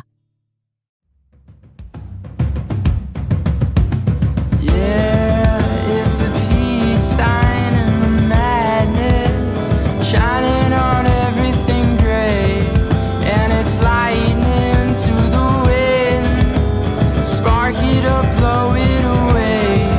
You're still there while I'm here, and I'm starting to lose my mind. Was that peace I made for madness? Should she be on mine? Roll my stone like a drug. You're making life better than usual. Roll my stone like my drug. I'm feeling like I can get used to you. I wanna wake up in the morning sun. I wanna wake up to you. Urriako egoi esan dizuegu, gaur euskal musikaren nazioarte eguna bazela, baina urriako gehian gauza asko gertatuko dira Euskal Herrian eta arte eszenikoi begira ere, gauza mordoa, Oiana, hasita, Iruñako Txantrea auzoko etxetik. Hoxe, eta musikarekin jarraituko dugu pixka bat, musikarekin erlazionatua dagoelako lan hau. Ez tokiru euskal musikaren benetako istorioa. Akaso hemendik urte batzuetara gaur entzundako abestiak ere hor? Sartuko dituzte, olako ikuskizun batean. Akustikoa eskainiko dute gaur esan bezala, Iruñako Txantrea auzoko elkartean 7:30. Nerea Gorriti abesten entzun dugu lehen, eta antzerkian ere gaur ikusteko aukera izango dugu familia sarekada lanean. Baibenek egindako lan hau, berak polizia papera egingo du eta etxe batean sartuko da eta bertako sekretua jakingo ditugu. Zumaiako Aita Mari Antzokian atxaldeko 8:00. Identitarteak Lizarran gaueko 8:30 eskainiko du Gilkitxaro antzerki taldeak, bere azken lana da, 25 urteak ospatzeko lana, eta komedia eta jolasa erabiliko dituzte, eta baita kabareta ere. Eta beste antzezlaman, Isladak. Bergarako seminarioan 8:00 eskainiko dena, 4 pieza labur dira, antzerki labur, film laburren antzekotasuna komenditu, eta 2 pieza euskaraz izango dira, eta beste 2 gazteleraz.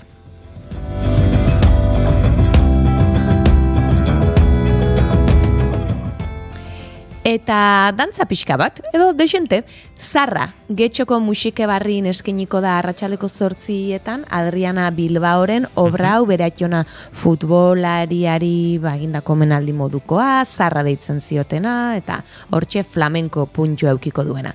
Fronterizas, Zizur Nagusian atxaleko 8:00, jaialdi bat ospatzen ari dira, Eszena Norte jaialdia, 29 arte iraungo duena okerrezpanago, eta Galizia, autonomia erkidegoko, Nafarroa, Asturias eta Kantabriaren artean egin den jaialdi bada, eta leku bakoitzean obra ezberdinak eskainiko dira. Eta kasu honetan, Mari Paula Kantabriako dantzari baten ikuskizuna izango da. Arakno, bat jaialdiaren barruan, aipatu genuen Bilbon antzerki eta dantza jaialdia ospatzen ari dela, eta Campos Elíseos Antzokian gaueko 9:00 Jon Estalak sortutako performance bau ikusgai egongo da, bidaia sideral moduko bat. Auskalo, zer dan? Oiana Bezga eta Josu Jeregi izango dira, ze polita den Campos Elíseos Antzoki, Bai. Oso antzoki berezia. Bai. Bilbok baditu aukera asko, asko. Bai. ze Bai. antzoki ederrak beti, kontzertu handiak eta ez, gertatzen dira edo Euskaldunan edo Arriagan, bueno, bata berriagoa, bestea goxoagoa, horiek badituzte, beraien isladak igual beste hiriburuetan, baina gero Bilboko hiriak ematen ditu antzoki 200 eserleku bitarteko, aukera infinito ez dakit, baina aukera asko, eta benetan hor, ikararrezko xarma dago. Baita ze politia den olakotan. Antzokiai buruzko zerbait. Reportajetxo bat ez, bai? Euskal Herriko antzokiak, hola, xarmangarrienak, gehien programatzen dutenak, bide batez aurreratu behar dizuegu, ez akaso estetikoki xarmangarriena, pixkat ja estetika modernoetakoa da, baina pilo bat programatzen duen Bastero kulturgunearen 10. urteurrena dator, eta azaroaren 3 ostirala, oiana, Bastero kulturgunetik egingo dugu saioa. Ez dizut lehenago esan? Aben ez nago! Nola etzaude? Benetan! Bai? Jose Politxa! Bai, nintzen gogoratzen zu azaroaren 3 etzienik? Esan zenian etzinenik? Bai. Ba, enukan nik buruan, oiana. Ba, azaroaren 3 Ba, ze Politxa izango zan hori. Basterotik egingo dugu.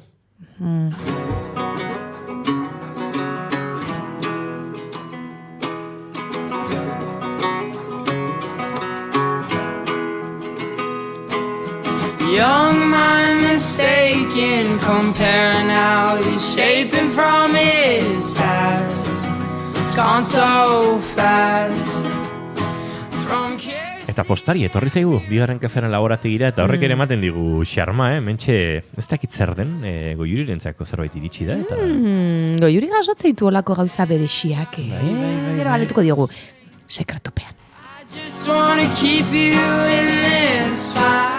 Tira, aipatu ditu Euskal Herriko antzoki berezi eta xarmangarriak, eta esango nuke Iruñako Gaiarre antzokia oiana, dela horietako bat, Bai, haundi xamarra, hau ez da txikitxo horietakoa, baina estetika eder pixkat ez da egiten, 19. mendeko estetika izango da hori, ez? 19. hasiera. Bai.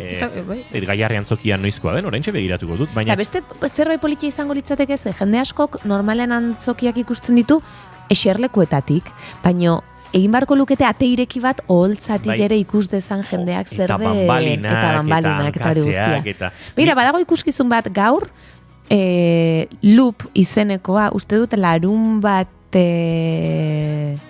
igandean, Barakaldoko antzokian 7 eskiniko dena, eta bertan lana atzetik ikusten da, eta txaloen ondoren gertatzen dena biziko dute ikusleko. Horre, igual, zehoze, ez dakit oso ondo nola izango den proposamena, baino, bai, gauza horiek ezagutzea ere politia da. Gaiarri 1851 da. Begira. Wow. 19. mendekoak dira, nik uste hau, Victoria Eugenia zerbait modernoago izango da, baina nik uste 19. mendea amaiera aldekoa, ez? Ez, 20. hasiera, 1912. Estetika horretan, baina ja modernoagoa. Eta adiez, Arriaga antzokiera erreparatuko bagenio, Arriaga da 1919koa. Bai, beraz, Gaiarrek badu, ziurrenik Euskal Antzoki zaharrenetako izango da. Tamaina horretan behintzat, ez dakit, Campos Elíseosek zenbate... Zenbat ikusle sartu daitezken? Ez, zenbat urte izango dituen. Bai, ikuslaldetik nik uste bai dela, ez? Txikixagoa. 1902 da Campos Elíseos, bai. Bueno, orduan Gaiarre, Campos, Victoria Eugenia eta Arriaga. Ez da intxikia, Campos Elíseos, 805 eserita. Asko. Bai, desente da. Besteak baino txikiagoa, aipatu ditugun Arriagak gehiago izango ditu. Desente gehiago. A ber, Arriaga antzokiaren... Baina, Victoria Eugeniak zen baitu. Nik uste ere gehiago. Arriagak 1000 Gero da, onak zenbat diren. Karo. Bai, oia beste kontu bat izango da, ez? Bisibiliade ona. 910 ditu Victoria Eugeniak ez diren bestez. Bai. Bueno, behin modu repasotxo bat, pixkat garaiaren aldetik nola joan diren sortzen, arkitektoen arteko loturak, estetikak, bai, guretzat hola oso azaletik esan da, esan dezakegu, Gaiarre, Arriaga, Victoria Eugenia, hauek, antzoki zarra, bueno, badira ez, estetika antzeko batekoak, baina ziur ondo aztertuz hasiezkero, ondo aztertzen hasiezkero. Bakoitza berezitasun eta ezberdintasunak izango ditula, ez? Ia 6 hamarkada daude, ez, Victoria Eugenia eta Gaiarreren artean, horre ziur desberdintasunak badaudela, baina tira. Bai. Ba horixe, Gaiarren aipatu dugu, Martha Graham Dance Company izango da, oiana? Atxaldeko 8 gaur, eta larun batean begira antzokia guaztu zaigu Gasteizko printzipalen, atxaldeko 7:00. Eta konpainia hau 1926an sortu zen Estatu Batuetan, eta asteburu honetan hemen 3 piezako ikuskizuna izango du, eta horietako bat 57an Martha Graham berak sortutako pieza bat izango da, beraz, seguraski bueno, horrelako lan esanguratsu bat ikusteko aukera bakarrenetako bat edo hemen gure inguruan. Eta principal antzokia, adi, ze orain arte topatu dugun zarren hau xena. Bai? 1822koa. Meretzigarren mendea, xirakoa. Wow, 200 urte iaz. Bai, eta Madrilgo Zarzuela antzokian pixkate inspiratuta Antzekoa, sortu zuen Cesareo Iradiarrek. Bueno, helduko diogoni, ez dizu gehiago etengo jana barkatu. Lasai. Baina gai ederra daukago hemen eskuartean Euskal Herriko hainbat antzokietan. Eta ikusi nahiko nuke, Biarritzen, eta hor badaude. Galdumiri. Bai, badaude, antzoki mordoa, oso ederrak direnak gure lurraldeetan. Bai. Helduko diogu esan da bezala, baina venga, guazen aurrera, larun batara ezkera iritsi oraindik, ostiralean gara, antxoaingo antzokira helduko gara beraz. Hoxe, atxaldeko 8 Basotik itsasora 2.0 dantza ikuskizuna, ingurumenarekin eta dantzaz konpainiak sortutakoa, eta estreinaldi bat, Lost Letters, Arriagan izango da asteburu honetan, ostira larun bat eta igandean, 7 eta 7:30, eta Lucia Lakarra eta Matthew Goldinek sortutako lana da. Estreinaldia da, ondoren Iruñean baluarten izatekoak dira, kursalen ere okerrespanago bai, baina data ez dut topatu, eta bueno, Luziak guda batean idazten ziren gutunen inguruko, bueno, lan bat egin du, dokumental zerbait ere badu, Lucia Lakarra konpainiaren lehen lana da okerrespanago, eta beraz, seguru lan politxa izango dela.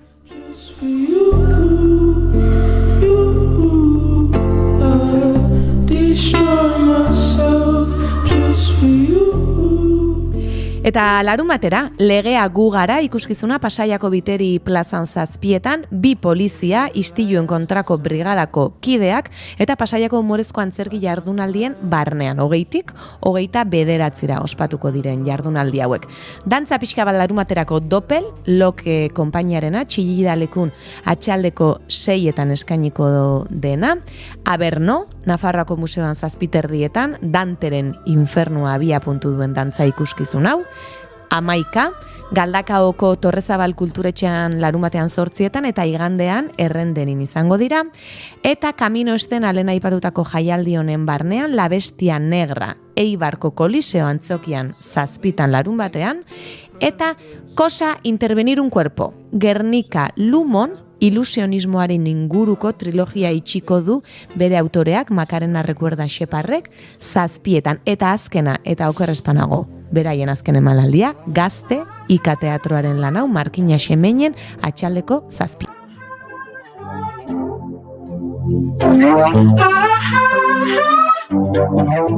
Zertezu, jena. Ez, ikusi dudala igandean Gernika eskainiko dutela Basteron, eta gogoratu naiz Basteroko egun horretan enaizela gongo. Baina, bueno, 8etan dantza ikuskizuna bertan, Martin Harriak, ez dakit oso inoiz nola oskatzen den, eta Bilaka kolektiboak Gernikako bombardaketaren inguruan egin duten lan hau, Hondamendia antzerkia Etxebarrin, bertako frontoian 7etan, eta komedia madarikatua Oiartzungo Landetxe kulturetxean 7etan, guden inguruko kritika bat, momentu aproposa.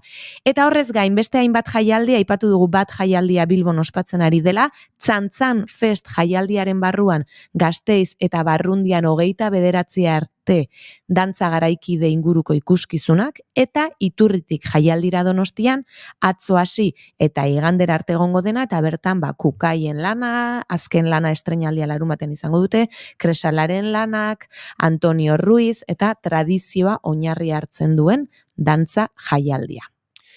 Aizue, hauexek proposamenak, baina oraintxe 12:21 minutu falta diren honetan, naiz erratian, Oiana Maritorenak aurkeztuko dizkigu Li Beste Barantz eta Irene Zarrabeitia.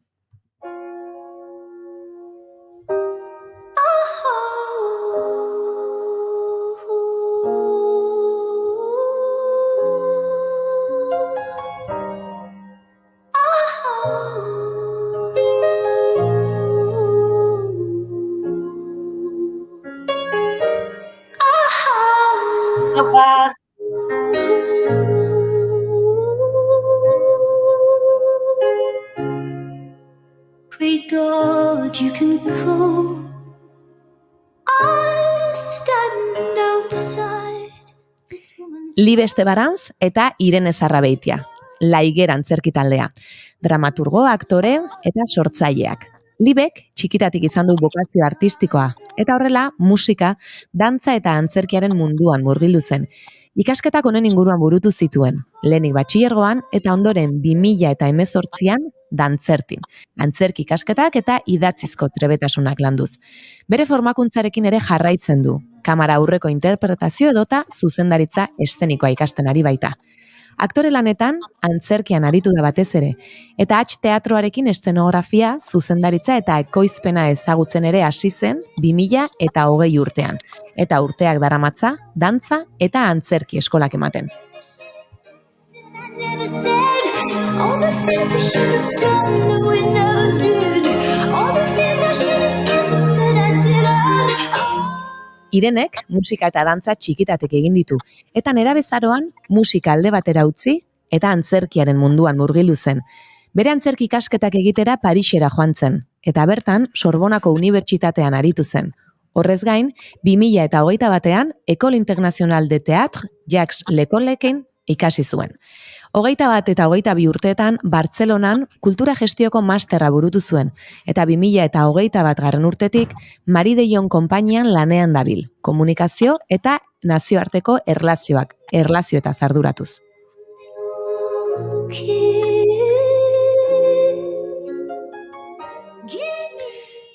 Libe eta Irenek institutuan ezagutu zuten elkar, eta Libe testu batean lanean ari zela, Ireneri telefonoz deitu, eta lan honen zuzendaritza eskaini zion.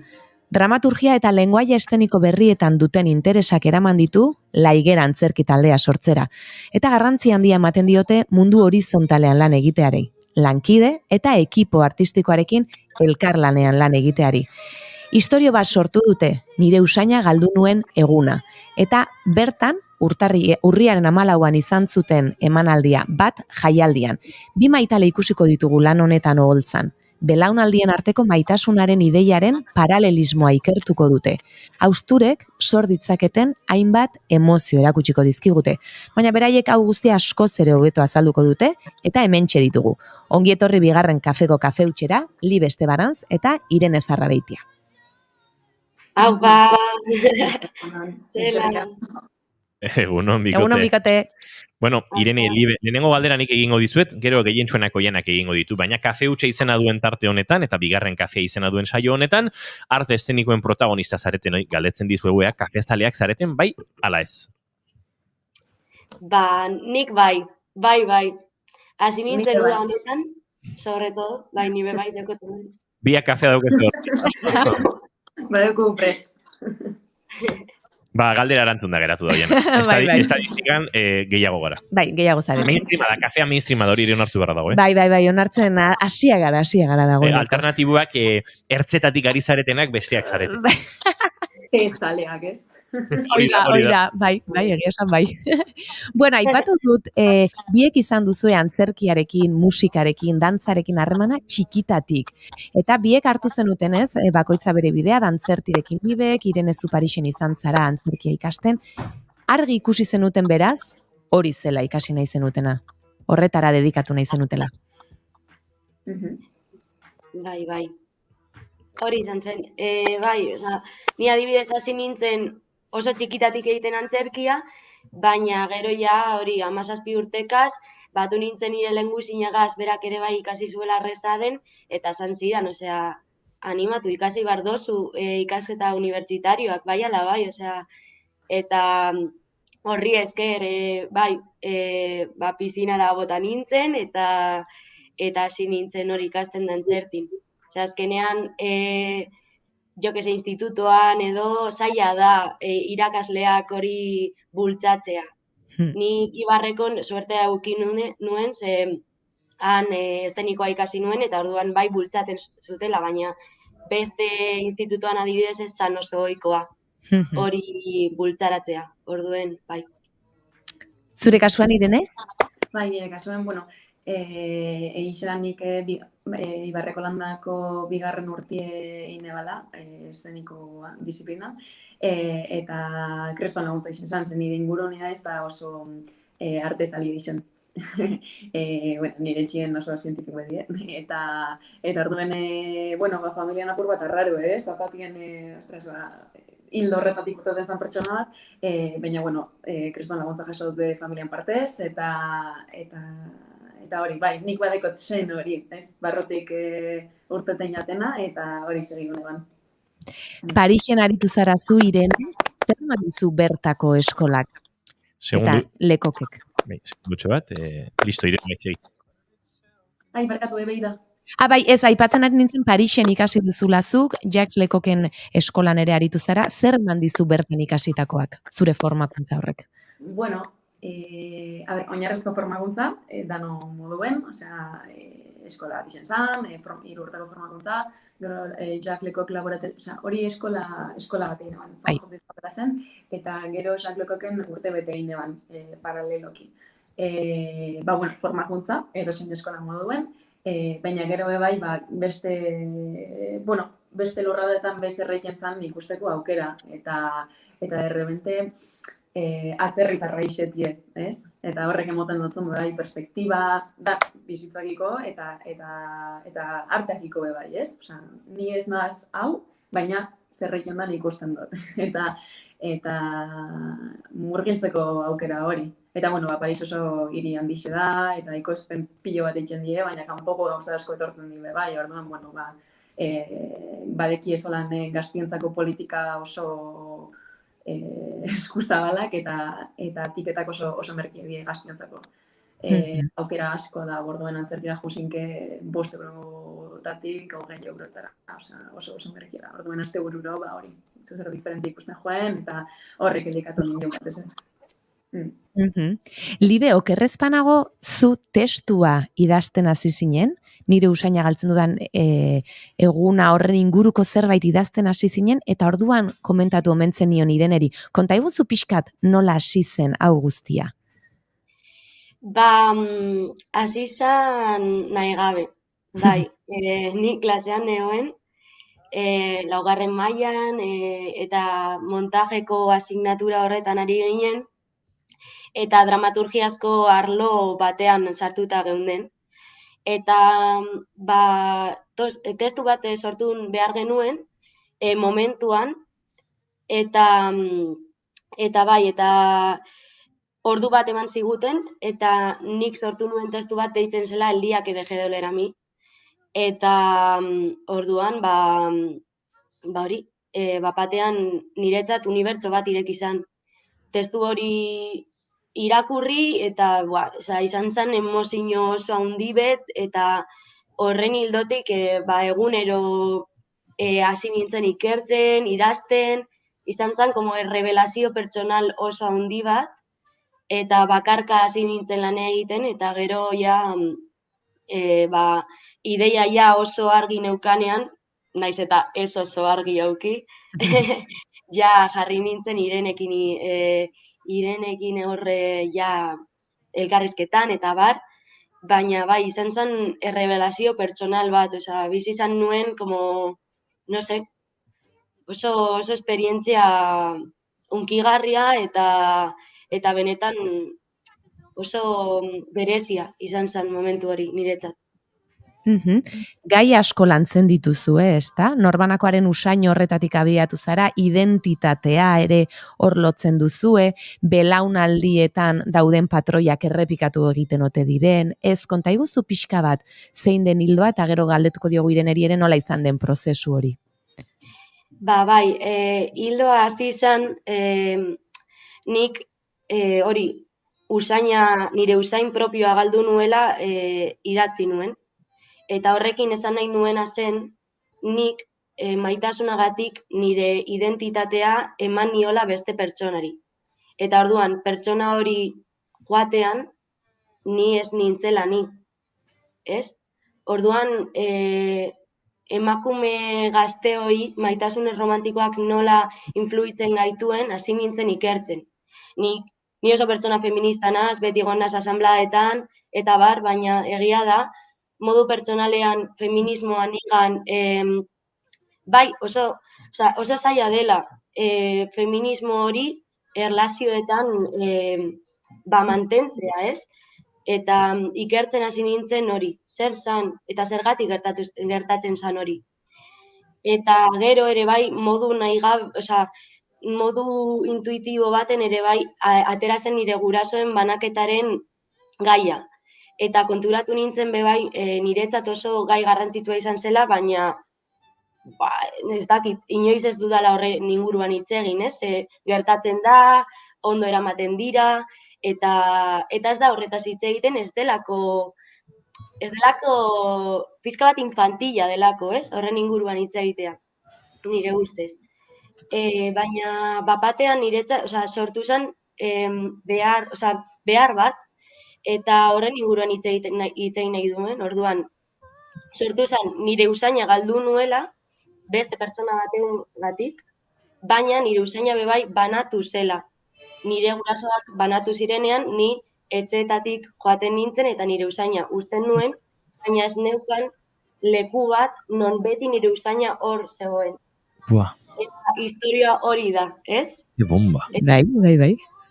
Usaina aldez alde joaten da eta bapatean desagertzen da.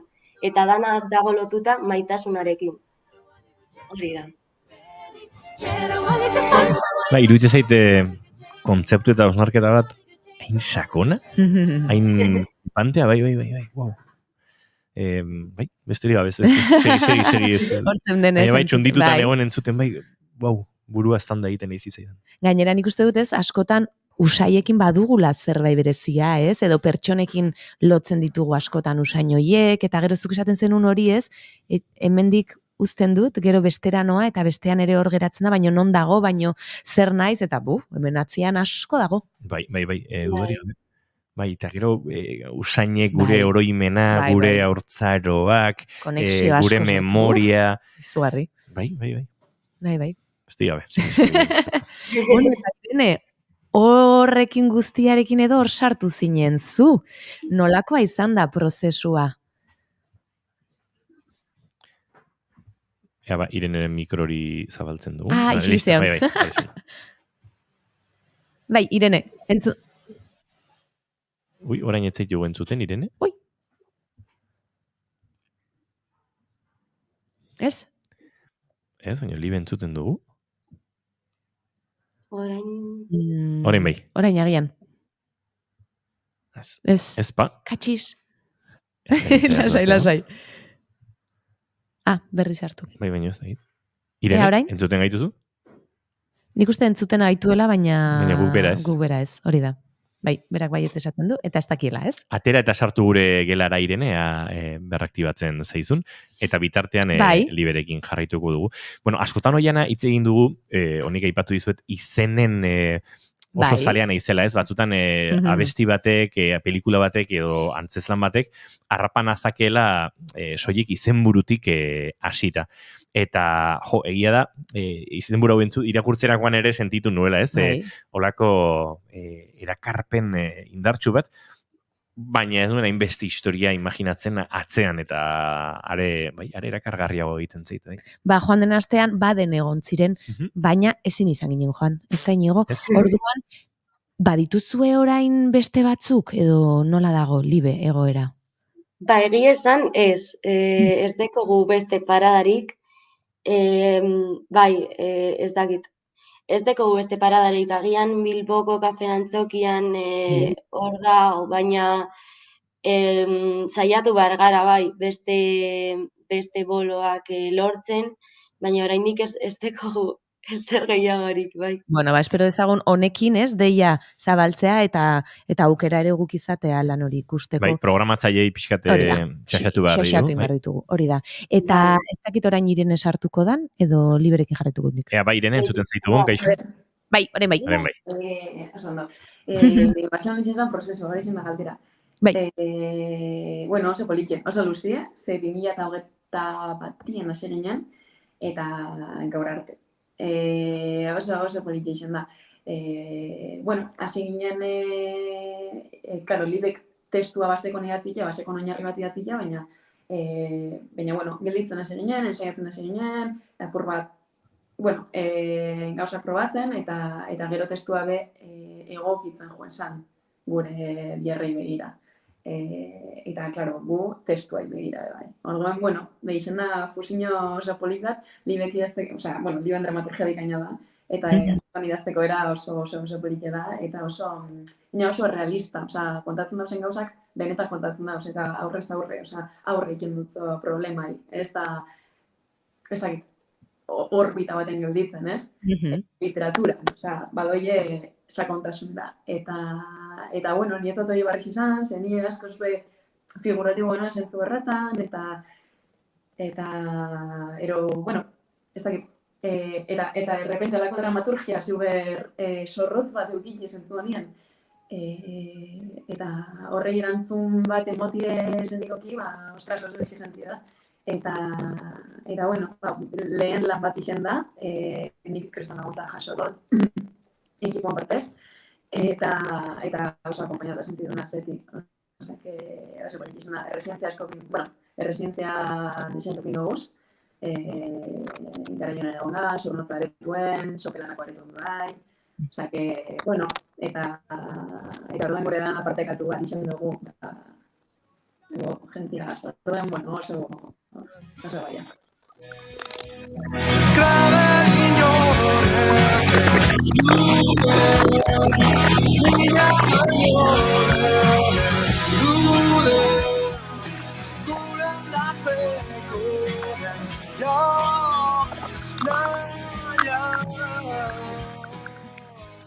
Luzerako emango liguke elkarrizketa, baina denbora asko ere izango baino. Libe, okerrezkoa nago, izena bi maitale zarete, zuek biok, zinemarekiko ere eukidu hor zerbait erlazioa, komikia ere hor omen dago mundu horretan, konta eguzu pixka bat hau guztia, hola? Bai, niretzat zinema, bueno, zuzentzen edo, bueno, imaginatzen hasi nintzen momentutik, niretzat zinema oso garrantzitsua izan da. Eta gainera Irenek ere bai, zaletasun hori du, orduan erreza izan zen batera hor elkarrizketak eukitzea eta bat. Zinema obran sartzen da, iragan hori erakusteko. Eta, baina, bueno, agian hor Irenek hobeto esango da hau, ez? Zer dan. Eta komikia sortu zen, modu intuitibo batean bebai nik eta Irenek biak lan egin nahi genuen Martin Lasagaz, dala ilustratzaile superpotente bat, eta ere bai arkitektoa, gure adinekoa, bermeotarra, eta berarekin hitz egitean eta bar izan zen como superfletxazo bat, eta ere bai dramaturgiak behar zuen zehozer errealista. Zedana zen oso abstraktoa, usaina eta bar. Eta orduan sortu genuen komikiaren ideiagaz eta bar, lurra zeukan zerbait, eta zan haiek, Irene eta Libe, ilustratzaileak zirela, eta ilustraziozko proiektu bat zeukatela, eta nola apurtzen den hori, ez? Orduan komikiak eman zigun lurra. Eta ere bai aldi berean sortzeko beste milaka historio eta ere bai ikusteko hori dana ere bai oso polita izan zen. Baina niretzat komikia lurra eman zigun. Bai.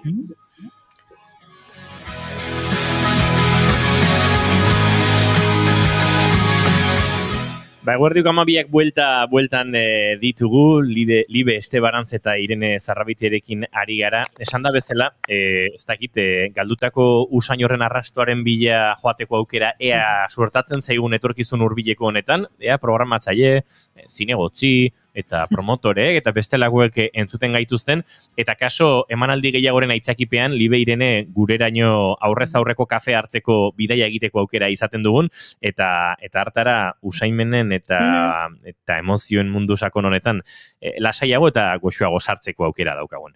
Bioi mila esker eta kakapila, Libe eta Irene, eta izango dugu berriz elkarren berri. Vale, mila esker. Eskerrik asko. Oiana Maritoren agenbe, datorren ostiralera arte. Azaroan 3 etzara egongo, esan diazu, bai? Baina datorren ostiralean, bai. Izan ondo entzule, bihar arte, agur!